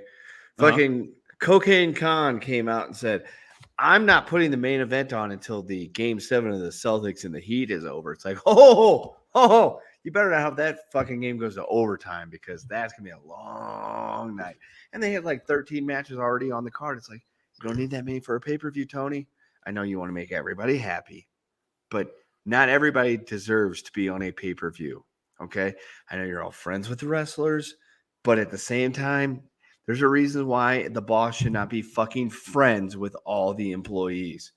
Tony Khan, you're the reason why bosses should not be friends with the employees. I agree. Look how I he's paid handling for it. I'm gonna go back and watch it. So I'm excited to watch it for real. I refuse to pirate their shit because I want pro wrestling to get better. So I do drop the money on their shows. AEW ain't doing that. I know. I wouldn't say that, but I would. them to. This MJF promo definitely That proves was they're going the right direction. That was on. Okay, so, well, number one, that was on Dynamite. And number two, I hope you enjoyed your Rihanna session of work, because that's all this fucking is. Tony is a fucking huge mark for being Vince McMahon. He wants to be Vince McMahon post Montreal Screwjob, where he's the bad guy and everybody hates him. But who the fuck do they have on their roster that's anything close to a Stone Cold? They're bringing MJF in. Okay, well, number one, I fucking love MJF. He's the realest fucking wrestler they have. He's the realest wrestler in all of wrestling, minus Cody Rhodes, who solved racism and is an inspiration to me personally. Number two, exactly. And number two, dude, this was a fucking work from the second. They're like, oh, he didn't show up to a fan meet and greet. He's very upset. He's not happy about the money he's getting. Fucking work. That's all this was from the beginning. And I'm just enjoying it. Fuck, so what? Okay, dance to the symphony. Dance to the symphony. That's all this is. It's a fucking recycled storyline. Tony Khan only knows one thing. It's at least topical. That is reuse everything WCW did and maybe borrow from WWF when it was good. That's all he's got. It's pro wrestling. You know, it's a work now. And there's no pro wrestling. Dude, work now. Dude, they haven't been doing any fucking works for a long time. Everybody sees through all this shit. MJF is the realest thing that's come along in a really long time, besides Cody Rhodes, who has solved racism, by the way. And he is the inspiration to me personally. But I feel the same way. My man, that's why I love you. That's why we're in harmony. You know, I'm Brandy, you're Cody, man. We get it, dog. That's a little weird, but okay. Yeah.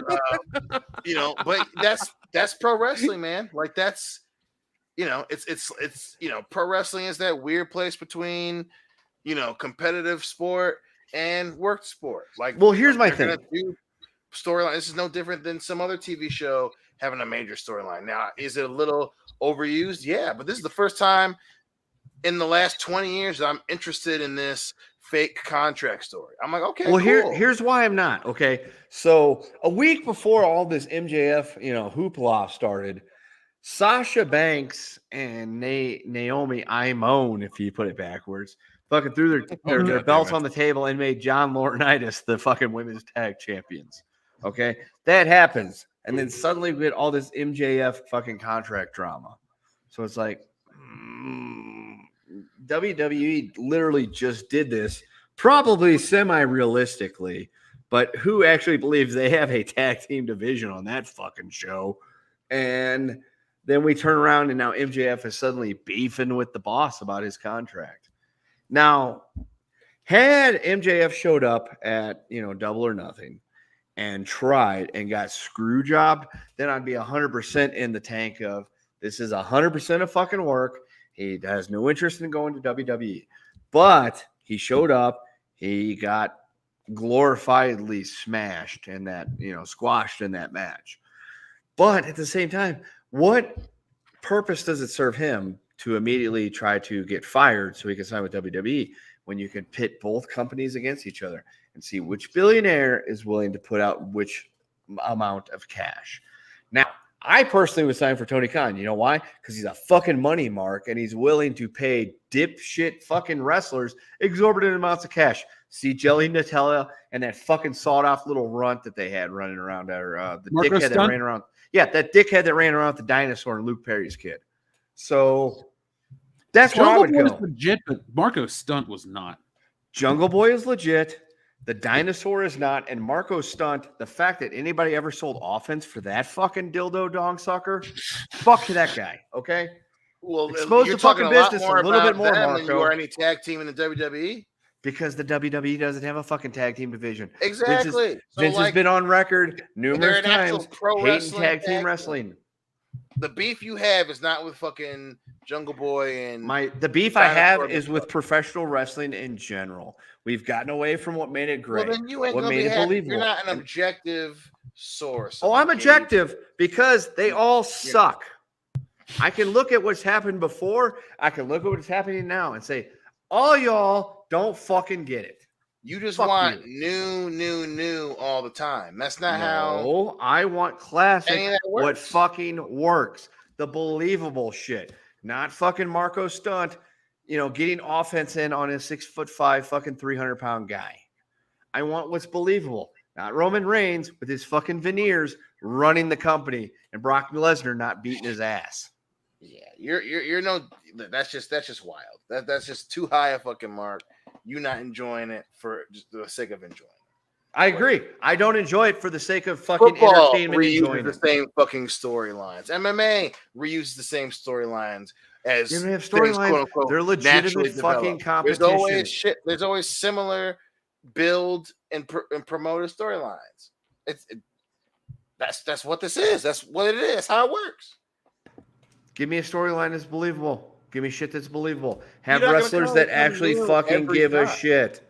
Not You're not gonna the come up with dickhead something Young new Bucks every fucking time. putting out 22 super kicks and somehow fucking walking Yes, away with I a agree with championship. that. Yes, I agree with that. But that, there are definitely things that are overused. And sometimes, AEW proves why some freedom was taken away from the performers, But yeah, you take away the goofy bullshit with the super kicks and the super kick party bullshit and all that, it's in terms of wrestling, it's still better than what WWE's doing. And yeah, they may be using old tropes, but they're not dialing up to fucking 11 like the WWE is, where they're literally doing Maury fucking storylines on national television. It's The not thing that is, fucking bad. I'm saying both suck. I'm not saying one's both better than don't the other. They are both fucking bad. I think you just have an unrealistic expectation. No, I have the expectation that fucking AEW came along and told me they were going to be different. They told me they were going to be realistic. They told me they were going to be true not to what this seen is a supposed Bobby to be. Lashley, And they Lana are bullshit fucking storyline nothing on like AEW. that. You have not No. seen a Lana, Bobby Lashley era bullshit on AEW. I saw that. Okay, look, I saw the It was Lana not shit. as bad. It's not as bad. But this Britt Baker fucking Adam Cole shit is just as bad. Okay, Britt Baker's That's bigger not than that's not fucking nearly Adam as Cole, fucking bad. and I'm supposed to believe They that Adam literally Cole is turned better Bobby than Lashley Samoa into Joe. a cuck, dude. They literally turned Bobby Lashley into a, or excuse me, not Bobby Lashley, Rusev into a cuck. Like Yeah, that I was a remember that. legitimate Vince looks. storyline. Look, I'm telling you, WWE is bad. AEW is slightly marginally better, but that doesn't make them Not fucking slightly. great. That's fucking Just crazy. because they You are mean better that than the you were- alternative. you That's like watched- saying I went to You Burger watched King today Revolution instead of last fucking year, and you're McDonald's. like, I had a still- better they're day. shitty?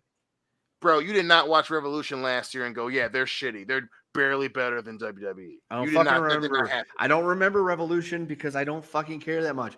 Both products Oh, equally there you go. suck. You're eliminated. You're eliminated from the conversation. Because I say both products equally suck. That's what WWE has not put on a wrestling show like that in over 15 I years. agree. WWE has not put on a fucking good wrestling show, and I don't know how fucking long. But AEW doesn't exactly rise to the occasion. We're talking about Burger King to McDonald's here. McDonald's sucks. It's fucking bad.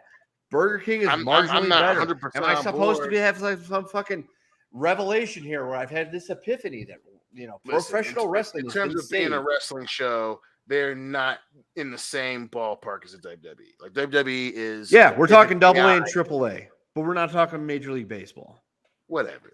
That's wild. There's no way that a reasonable person thinks that AEW is that fucking bad. At that point, you just worked yourself into a shoot, son.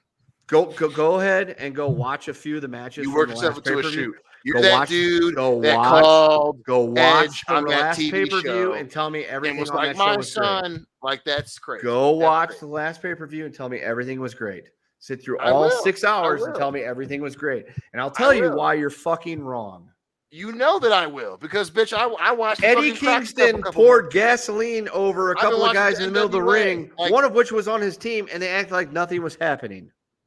I understand it. I was also there when they did that bullshit. Tell me fireworks where show the dinosaur with should be winning a Kenny tag Omega. title over somebody. And I agree. Revolution the other year, 2020 was fucking bullshit. That I'm not saying they don't have shit moments. Of course they have fucking shit moments. Tell me where they shouldn't have to completely choreographed this entire fucking Owen Hart tournament where the prom king and queen win this tournament. Listen. Tell me that's where not- we're not that's supposed not to as bad. dedicate a tournament to Owen Hart where we have some dipshit jump off a giant fucking ladder in a free for all and then have this little Asian girl come in and give everybody the middle finger because she's supposed to be cool. And we're telling everybody we're going to have these brand new debuts, and they're not. That's way fucking better than having a former MMA champion bullshit your fucking main event before COVID. Again, I completely agree with you about everything wrong with WWE. That's way I'm just better. telling you, just That because is not as bad as AEW that. is not WWE, they're WWE with a twist, a little bit of lime, doesn't make them better. And that's the best you're gonna get in pro wrestling right now, bitch. That's it. You're not getting fucking Infinity War. That's not gonna happen every week. It's not gonna happen every week. That's Okay. That's just impossible. You're not gonna have a new storyline for everyone all the fucking time. Some tropes in wrestling just work. It just sucks that WWE fucks that up. And obviously, no one's saying that everything AEW does is fucking perfect, but it's a wrestling show that recognizes it's a wrestling show. You don't have WWE where the fucking foundation of the show doesn't work, where you have the product and the ads you show and even the promotions you do counteract the messages that you put on TV every week. That's not happening in AEW. Here's what I'm going to tell dumb you. shit. Hey, you have hey. wild shit, but they brought in champions from Japan and they put them on fucking television to wrestle motherfuckers. They're bigger stars you are got WWE dipshits former stars. like Matt Hardy and Christian still doing weird shit. I agree with that. Paul White should not be fucking on television. I fucking agree with that. But you at least still got fucking Jake the fucking Snake to cut a killer ass promo a couple of years ago. And you have wrestling memes that are legitimately funny. Fucking Arn Anderson Glock, that's fucking wrestling. That's a cool thing to fucking. I'm embarrassed about WWE bullshit. So, Dean, that's the difference. And for you to expect Infinity War and the Russo brothers every week is unrealistic. It's just not going to happen. The last cruise that you went on was fucking terrible. The boat broke down. It smelled like fucking decaying food. It was awful. Here's the new cruise. This cruise is gonna be great. This right here is the fucking bomb of a cruise. By the way, only half the food is spoiled, and we might break down maybe. That's what I'm selling you, according to AEW versus WWE. I'm not denying that WWE is fucking terrible. WWE is fucking terrible. It's unwatchable. I couldn't watch it. I can't watch it. I refuse to watch it. I listen to a podcast to tell me about what's going on with WWE, and half the time I'm going, that sounds about fucking right. But AEW is not this fucking golden field of magic that everybody thinks it is. That. You're the only one describing it like that. No, I'm not. I'm describing it as the field of slightly less rotten Facebook or Twitter. You're proving WWE. my fucking point. Twitter and Facebook isn't fucking real, dude. I'm not saying it's real. I'm telling you based on what I fucking watch and what I assess from all this shit that here's WWE. It's fucking terrible. I know it's fucking terrible. AEW promised me it was going to be better, and it refuses to do so. I'm going based on what I was told I was supposed to be getting sold. I was supposed to be getting sold a mink coat. It's fucking squirrel fur. Only a dude from Appalachia would make that motherfucker. Which I'm not fucking from Appalachia. We've settled this before. Come on, bro. Now you're trying to pretend like you're not from Appalachia? I'm not. You want to fucking pull up a map? You I'll made show you a goddamn fucking map. Show me the Trapman mountains are nowhere reference, near where I'm from. Go ahead and tell us some about beaver pelts too while you're at it. I'm not from fucking Canada. Hey, I'm glad you brought up beaver pelts. I've been playing the Oregon Trail every night before bed. Did you know that game got a remaster? Yes, I did not know that. Did you get dysentery? I did. Everybody got dysentery and they almost died. Did you die fording the river? No, but I lost. Okay, so Jesse and I made this team of intentionally terrible women, and we set them off on their own. We tried to fucking kill them at every step of the way, but we ran into a guy. Listen, Jeff. That was their part, trying to kill them. They'll kill themselves. Just leave them to their own devices. Well, hold on. This is why this is the weirdest game ever. They came across a guy who was on his deathbed on the side of the road, and he's like, I'm dying, but the only thing here to keep me company are my oxen. So I had this chick stab the oxen in the neck, take the meat, and kill the guy. So I gained 630 pounds of meat, and I was like, everyone was starving and dying. So I fed him full of food. Well, and then the thing is, though, I traded with this doctor, and he cured all of our dysentery for 100 pounds of food. So it was all in all a good time. But the oxen will help pull your cart faster. Yeah, it wasn't an option to take them. It was either let them be or turn them into food. Not good. Fair enough. You turned them into food. Yeah, it was great. That's what I'm gonna do tonight. Play more Oregon Trail and watch Stranger Things. Yeah, Stranger Things is better than Kenobi, so you'll be fine. True. I really enjoyed the conversation, the debate you and Dion were having, Kendo, because the thing is, I agree with both of you. I agree that this is the best you're going to get in pro wrestling. I don't think AEW is very bad, but I do think we've been sold a greater thing than we're getting. I feel like I have been promised a filet mignon, and I've been served it's like a chopped sirloin, which is just a classed up cheeseburger, but still, I'm enjoying my experience.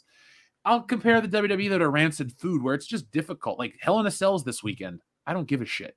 I got an email about how Cody Rhodes is going to save racism and win the WWE title because it's his destiny. I mean, it's true. Fucking care.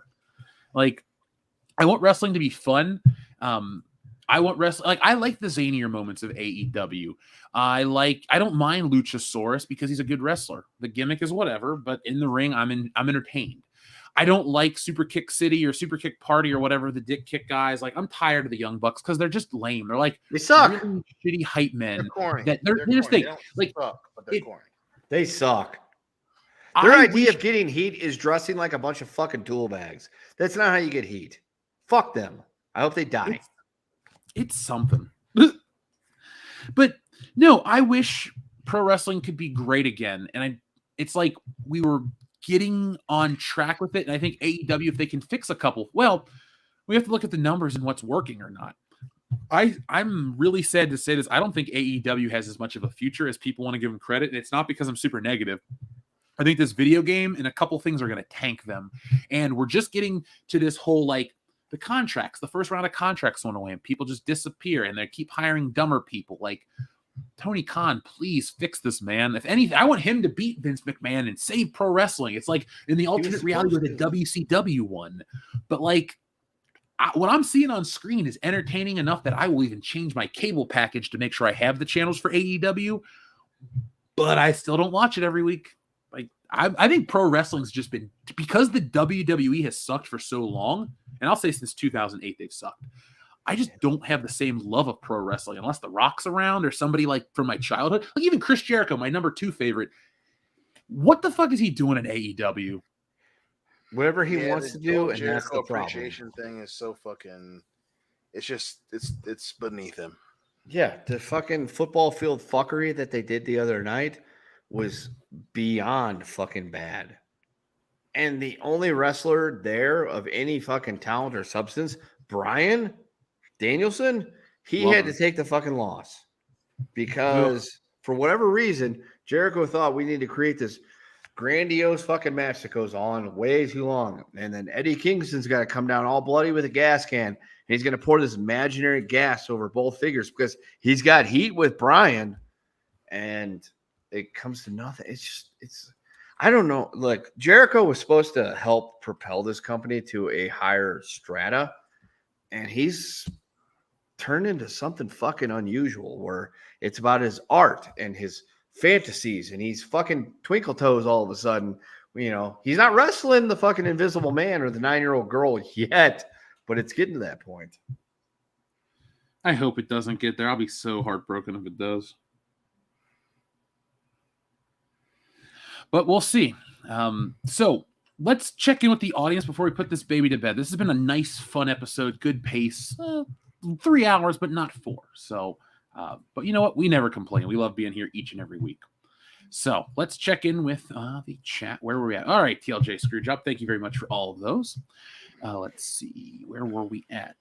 Oh, okay. Head Case Laboratory was our last one. We talked about AEW. Thank you very much. Xavier DeGod says, I'm currently watching all of The King of the Hill on Hulu. And as a kid, I thought Debbie way later in the show. Oh, Debbie Grunge. You thought that was later in the series. Dude, that's one of my favorite episodes, that 2-parter, Who Killed Debbie Grunge? King of the Hill. So everyone talks about how The Simpsons had like 9 good seasons and they were pretty much hit after hit. In my eyes, King of the Hill's entire show was that. Only the Mrs. Wakefield episode is one I skip, where the old lady wants to die in their house. I'm just not really into that story as much. But overall, man, King of the Hill was, I love that episode. And yeah, that was very early in its run. TLJ Screwjob, we read yours about you enjoying the movie. Thank you very much for checking back in with us. He also says, remember, Kendo, Nick's tech support, he's free too. Bit racist, but okay. Yeah, TLJ Listen. Just because you got to pay double, I'm sorry. Okay, I don't know what to tell you. Look, he's going to tell you about tech support. His name's going to be Steve, and you're not going to believe it, but he knows what he's talking about. And I'm gonna need $500 in Target gift cards. I thought your name was Peggy. You remember that that was the best long distance call center commercial ever. Hello, my name is Peggy. Yes. Yeah. It's just over and over again. That's all the guy could say. Fuck, man. There used to be good commercials. TLJ Screwjob again. Why not do a Fathom event release? Oh, the message. That's why. Yeah. In terms of any Pinocchio or any classic movie, yeah, we've reached a point where I don't want these classics to get remade. Not because I don't even think it's because I'm like worried about the sanctity. It's like at this point, this is just really monotonous and boring. What's a movie that can never get remade? Do you think, guys? Like it's just Gone with the Wind. All right, Gone with the Wind. Oh God, we can never have Roots again. I don't think. You say Roots? That's more of a miniseries, but yes, I agree. Yeah, we can never have Roots again for sure. Even though it was really good. No, 100%. But we're not going to make that again. Oh, shit. That one Sidney Poitier movie where he builds the church for the nuns. What is that called? Lilies of the Field. Can't remake that. I mean, they might with like Will Smith or some shit, but it won't be as good. Why would you remake anything with Will Smith these days? Because it's slaptacular. Okay. We should call him Slapnuts if we ever meet him. Just he'll be fine. Just don't mention Jada or her alopecia, or he might get really violent. Because we got to keep his fucking wife's name out of our mouths and shit. And I'll get hit. You guys won't. I'll get hit. It's okay, Kendo. We'll actually pay for you to get in, though. So your Disney will be covered. That's fair. Exactly. Yeah. It'll We're your friends after all. We're not your enemies. I never said you were. Well, Disney wants you to believe we're your enemies. Yeah, well, I learned from the Rusty Cunt Beef incident of 2019 that what he says isn't really true. And white Jeeps are bad. I have a fucking dark blue one, so it's okay. God, that was memorable and terrible at the same time. It was my birthday. Yes, it was. And I was made to feel uncomfortable around my fucking friends. Thanks, Rusty. How do you think I felt? He made a movie about the evils of interracial dating on my fucking birthday. I watched it. Great. Theoretically, Rusty does not want you to exist. Oh my God. I hope Rusty shows up at a fucking convention. This way Jeff can just really encounter him and start rapid fire questions about fucking Dion could do it too. Dion be like, so my son shouldn't exist in your world? Both of you should rapid fire questions to that motherfucker and just be like, what the fuck, bro? What the fuck? I'll get myself kicked out of a horror convention if Rusty Cundief's there. Fuck it. I'll just raise my hand in the background back. Yo, my wife's Asian. What about that kid? Like, how do you feel about that? Because I'm, a little bit on the fence because I'm not sure exactly how you feel about that, but I would like some answers. I think what I would start out with is I would let you guys talk and see if we could get him riled up. And then I would wait about a half an hour into the thing and go, next question. I'd go, I would like an apology for Tales from the Hood 2 because I'm a product of an interracial couple and I felt bad for existing. So fuck you, motherfucker. And you ruined my birthday. You ruined my 30th birthday, bitch. Fuck you, dude. Oh God! If Rob Zombie's there, I'm getting thrown out immediately. Nick's going to jail. Yeah, I'm going. Hey, how much you guys get got the lawyer on with the you phone. right now? And, get the lawyer on the phone and get the bail ready. It's happening. It's gonna fucking happen. We got a guy. We'll call him. Oh God, we'll record the whole thing for the highest tier of Patreon. Yeah, folks, if you want to hear Nick's pleas for help, his victims' pleas for help, join our Patreon page. I mean, I personally think that he could spend the 30 minutes in the pokey. It's not going to do him any wrong. If anything, he'll tell everybody he's a karate man and he, bruises on the inside. Yeah. Yeah. And I know the court of blood technique. Yeah. We got time. God damn, that's one of the best movies of all time. I'm gonna watch that later tonight. It really is. Trading Places. But still in the Beverly Hills Cop too. Okay. Dude, why you gotta go there? Yeah, man. We're having a good podcast. The disc, and you have to there. It's right there. He can watch it if he wants to. Okay. Yeah, I'm gonna Trading Places. We'll all agree is a better movie. So why wouldn't he not watch that?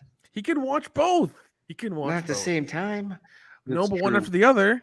Look, it's 10 o'clock in the mountains. It's 9 o'clock in the west. He's tired. He probably wants something to eat. He's only going to be able to pick one movie. You're going to pick Trading Places over Beverly Hills Cop 2. Well, then tomorrow's another day, and he can watch Beverly Hills Cop 2. Then tell him that. I got to watch The Boys tomorrow. That's fair. That's He's fair. busy.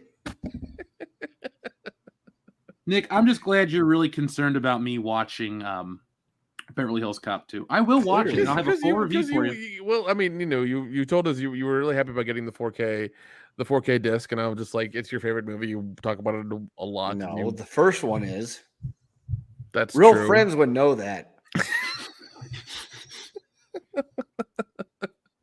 And it's one of those things where it's like you should have watched it already since you got the disc, kind of thing. So that's why I was, just concerned. I hope it's all okay. Yeah, you're right though, because it's very uncharacteristic of me. It's like, hey, when I got my Betamax version of Beverly Hills Cop, I wouldn't stop talking about it. Now I got it on 4K, and I'm just like, yeah, I got it. Yeah, exactly. That's why it's very. You don't have to do things just because Nick tells you to. Nick's just checking in on me, man. That's all. Yeah, Kendall, where the fuck you at? Closer to him than you are. Emotionally?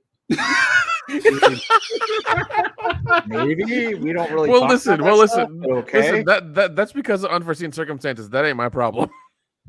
Yeah. I'm Shit happier happens. this way, so I don't know what you're trying to say. I don't even know what's happening right now. I don't either. Let's just keep going. You know what? I'm going to read this one out of order because we're on this kind of a kick. Of WCBS's crew, who's the Michael Jackson and who's Tito? Ask TLJ shit. Screwjob.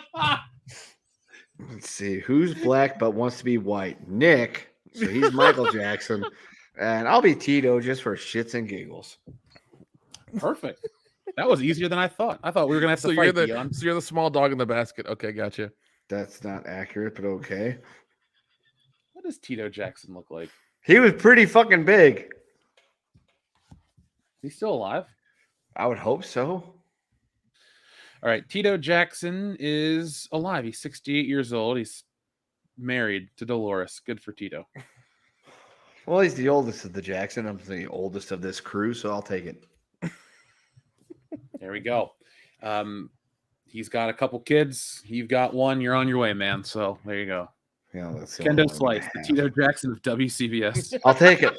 I mean, hey, a win's a win. You take them where you can. That's right.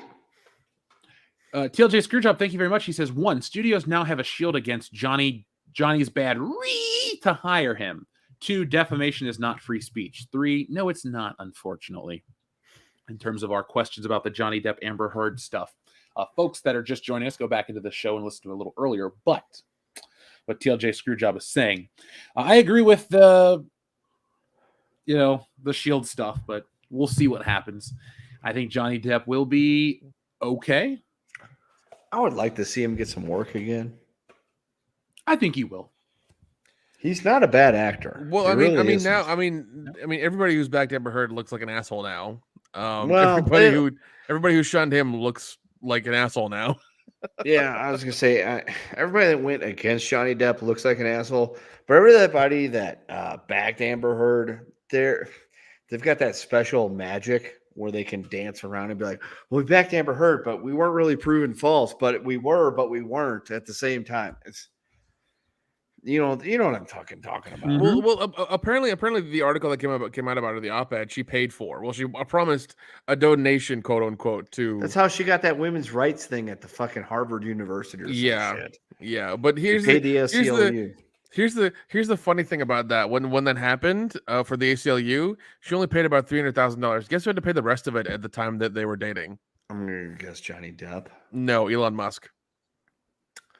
Buy your Tesla, get the fucking hubcap stolen, and pay the ACLU. Poor Owen Wilson. Can we go back to that for a minute? Yeah, because she batted her eyes, and he's like, I guess you are blowing me. Okay, fine, I'll pay a few of your bills. It's okay. Dude, a few? Look, I don't care who's blowing me. I ain't giving her $3.5 million checks. Okay, 1, I don't have that much. So that shit ain't gonna clear the bank. Number 2. Still, that's $3.5 million. It's like if I've got that money, yeah, you blew me, but I ain't paying the ACLU. I don't know. Maybe she's going to pay for her damages. That's her own fault. Why should I be on the hook for that shit? No, clearly, if anything we've learned, she's fucking crazy. That's true. Yeah. That's very true. So. Up next, we have one from our friend Ty Sloan. Thank you very much, Ty, for your generosity tonight. If Marvel wanted to, why haven't they used Beta Ray Bill in Thor movies yet instead of female Thor? Also, what would be a better show, Miss Marvel or She-Hulk? Thoughts on China banning the new Top Gun? All right, guys, what do you think of China banning the new Top Gun? It's par for course. Yeah, I was going to say it's par for course, and they're worried that, we'll shoot down their fighter jets, which we will. Yeah, well, yeah, and they're also worried about them seeing how awesome our fighter jets are, and them realizing theirs aren't shit, and we're superior. That's what they're really and they're like, we watched Star Wars, and they got a bunch of black fighter pilots in that movie, but you don't have them in this other movie. That's what worries us because you didn't shrink the black guy in the poster. So clearly, you're being real on this one, and that frightens us. Oh God. Weren't they able to put some Japanese poster or flag or some Taiwanese flag or something back on his jacket or something? Like, wasn't that some kind of controversy? So, like, Maverick's jacket in the original movie had the Far East tour on it, and there was a Taiwanese flag, which upsets China people for some reason. Oh, wait, they're a separate country, but you can't say that, or you got to apologize in, Manchurian like John Cena did. Mhm. And so they may have put that back on. I don't know, but we would win in a fucking air fight against them. That's all I'm gonna say. We're the highway to the danger zone, right, Kendo? Well, Kenny Loggins would agree, and so would I. It's good enough for me. C is for cookie, right? Yeah. Now, to answer the rest of your questions, Ty, why haven't they used Beta Ray Bill? Probably because they want to appeal to the people on Twitter who would know who Natalie Portman Thor is and make a bigger splash than Beta Ray Bill. I'm guessing that's the truth. Or they're going to, but Kevin Feige will tell you, we're waiting for Beta Ray Bill because of the legacy of it's like, listen, you only have Chris Hemsworth for such a short amount of time left. You need Beta Ray Bill. You need to do all these Frog Thor. If you're going to do these classic stories, you can't, one, not do them because people would be pissed, or two, you can't, like, I don't think they're not handling the mantle off to Natalie Portman Thor. She dies of cancer later, and that's good. But we don't need more of that. So, yeah, it's just a choice. It's all a choice, man. My guess is that She-Hulk will be a better show. I won't watch any Miss Marvel. Probably won't watch She-Hulk either. But Miss Marvel is a kid's show. I can't really care about, it's not to diffuse or excuse it from criticism. I just wasn't gonna watch a stupid teen show. It's like when Twilight came out. Yeah, it's shit, but I didn't go see any of those movies because unlike Dion, who was there the first day with his black eyeliner. He had an excuse. He was sick. Okay. I'm not gonna let you talk about my friend like that. Different time back then. We've all grown. Okay. I paid to see some bad movies in theaters myself, like The Losers. All right, I'm embarrassed. Oh, The Losers. The broke dick A team. Literally the B team. Yeah. They sucked. But yeah, those are my thoughts on all your super chat questions. Ty, thank you very much. Grumpy Old Bastard says, not often do I catch the show live, but always enjoy the content. Well, Grumpy Old Bastard, thank you for your very, very generous super chat. I greatly appreciate that. We all do here on the channel. And thank you for catching us live. We are the epitome of pop culture. Each and every Thursday night, we do take a dump on the world of pop culture. We've been doing it for quite a while. We're having fun doing it. So, folks, we have 2 more super chats, and then I think we're going to put this baby to bed. It's been a nice, fat episode. So, TLJ Screwjob said, so Rikishi hitting Stone Cold with a car was believable? Not real, but believable. Doing it for The Rock, doing it for the people. I did it. Oh, shut your mouth, you thong wearing fatty. Is that The Rock's best promo? Oh, shit. Is it?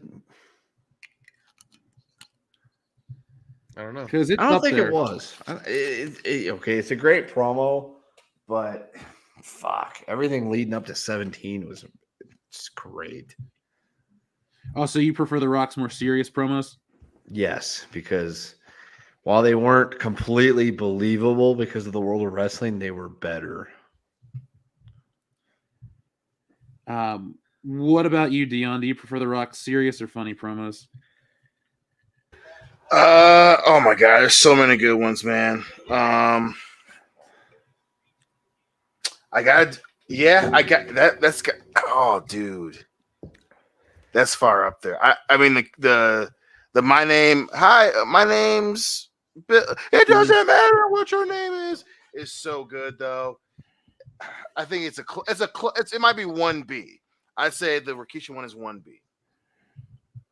So it's up there. It's a great one, man. I love it. I'm glad Rikishi did it for The Rock, and he did it for the people.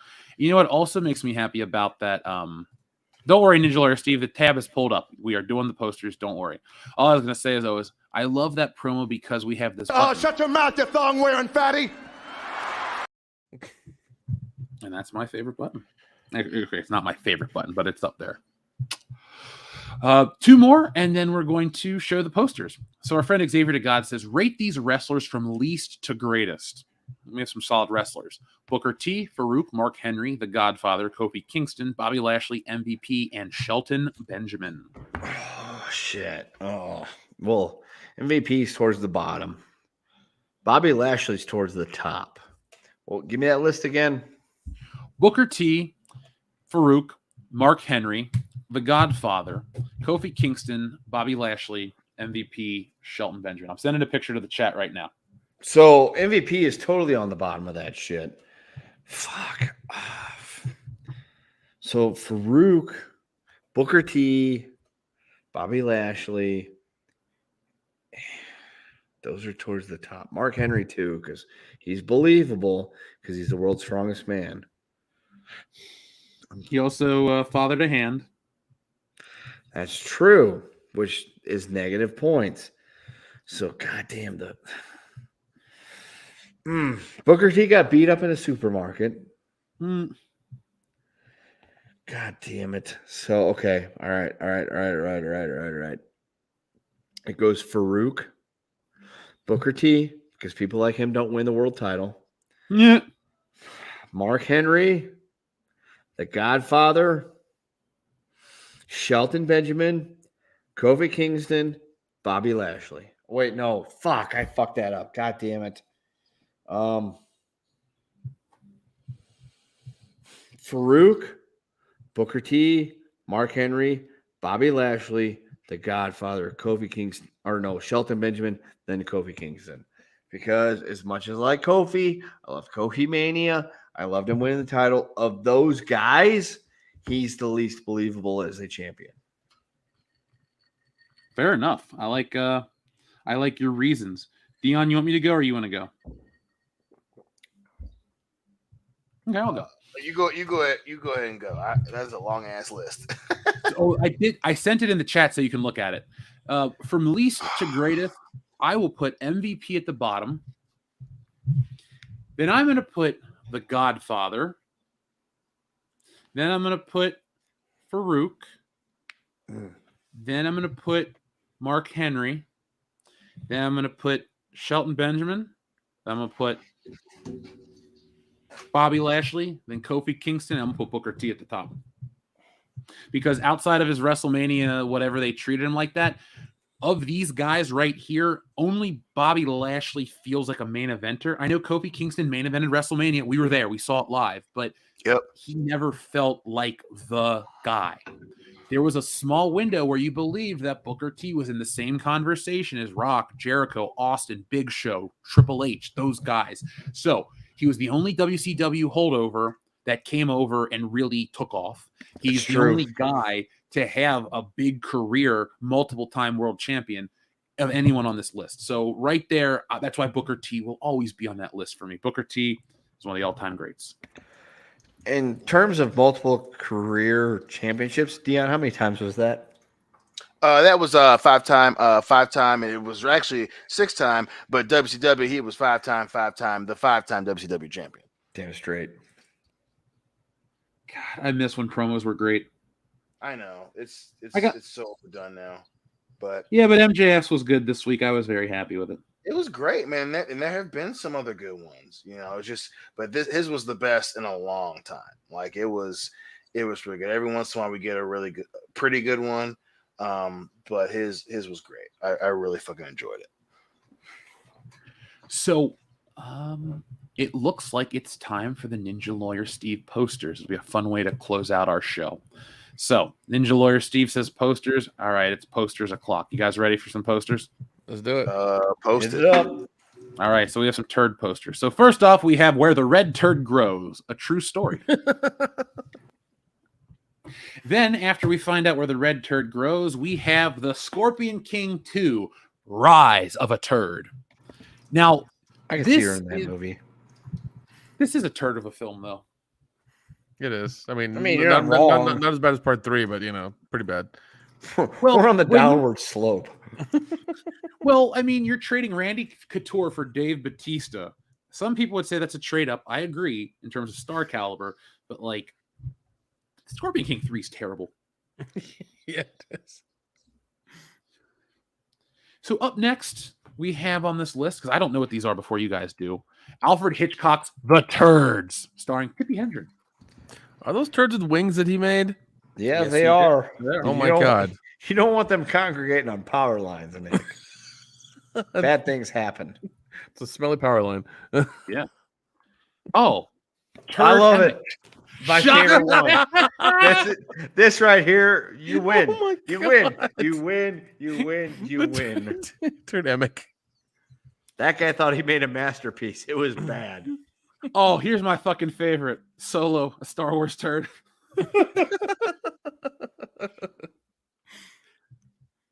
There's also The Crawling Turd, starring Peter Breck, Kent Taylor, and Rod Loren. If your turd is crawling, you got to wonder, where did you eat yesterday? next to the nuclear power plant. Oh, the Del Taco then. Yeah. An incredible tale of terror and suspense above and below the bowl. Turd Lords of Atlantis. It's an epic poster. Up next, we have Metamorphosis, The Turd Factor. It came from another world. Turd on Haunted Hill. Evil loves to party. And eat Taco Bell. Oh, The Little Turd Maid, starring Amber Heard. That is a fucking accurate film. She's about to redefine the phrase seasick. I'd like to point out, from the Johnny Depp trial, that is the most accurate thing that came out. He pointed out that she shit on the bed, and they did not dispute that fact. And then I love how the hashtag came around. It's like this was like 8 months ago. People, come on. Yeah, we started that shit. No, we did. No, she did. The Turd Cage, starring Robin Williams, Gene Hackman, Nathan Lane, and Amber Turd. That's also accurate. Come as you are. The Turd That Time Forgot. I mean, if you take a big shit, you don't really forget that thing. It's just like, oh God, what I had yesterday is clearly Taco Bell. You're eating a lot of fast food Mexican, Kendo. I'm worried about you, buddy. Are you okay? No, I just know the fast food Mexican in the area, Taco Bell, Del Taco, but there's way better Mexican food that is not fast food, like Virgie's and Jerry's and things like that. Okay, good. Yeah, because you shouldn't eat fast food all the time, buddy. I'm worried about you. I don't, but okay. Thank you for worrying about me. How about Turd Man, or The Unexpected Virtue of Ignorance? You should have changed it to The Unexpected Virtue of Flatulence. That would have been a winner. It's still the winner. It's still the winner. Yeah, it's still good. Robert Ginty, Persis Kambata, Donald Pleasance, shit. Turd of the Lost World. Will Donald Pleasance be euthanized in this movie? Because that's what I want to know. I mean, he's dead now, but if you bring him back and you euthanize him, I'll watch. Torn from their jungle paradise, mighty Peking Turd. Now, the question is, it's Peking. Will the black people be shrunk on that poster? There are no black people on the poster, so wait. So it'll sell really well in China. Never mind. Nick and Nora's Infinite Turd List. I like this one more than I'm letting on. This is great. Oh my gosh. Was that it? Was that our last one? It was. We don't have an infinite turd list, folks. It's ironic that we end on the infinite turd list. So, Ninja Lawyer Steve, thank you for sharing those with us tonight. Folks, thank you for joining us tonight. It's been a very fun, successful show. Nick, is there anything you'd like to say before we put this baby to bed? Nope, I'm good. Kendo. Come to Duke City Comic Con the weekend of the 24th, 25th, and 26th. I'll be there on one of those days, probably the 25th. There you go. Dion, anything you'd like to say? Check us out on Twitch, Free AL. So, folks, thank you for joining us tonight. Episode 309 was another one for the record books. But go over to shopwcbs.com. Get yourself a RoboCop shirt, Lines of Justice. You guys wanted to give us titles. Well, we gave you t-shirts. So that's how we play this game. You send in the titles, we give you the shirts, you wear them, and you take them out into the world and let everybody else get in the game. You did it first. You're the trendsetters. But, folks, also check out wokebusterscomic.com. working on the commercial. Yeah, so I do everything myself, the writing, the drawing, all this stuff. Also got the tools to make some sweet commercials. So taking care of that and learning how to do that too is kind of exciting. But I've been working with some other people behind the scenes, getting some stuff done too, and it's really neat. So be on the lookout for that in the coming days. But folks, like I said, if you order by tonight at midnight Western time, so West Coast time, you can still get your first edition versions of the books. But until then, folks, be smart, be safe, be cool, but always be excellent to each other. .com. Nice shooting, son. What's your name? My name is Jeff.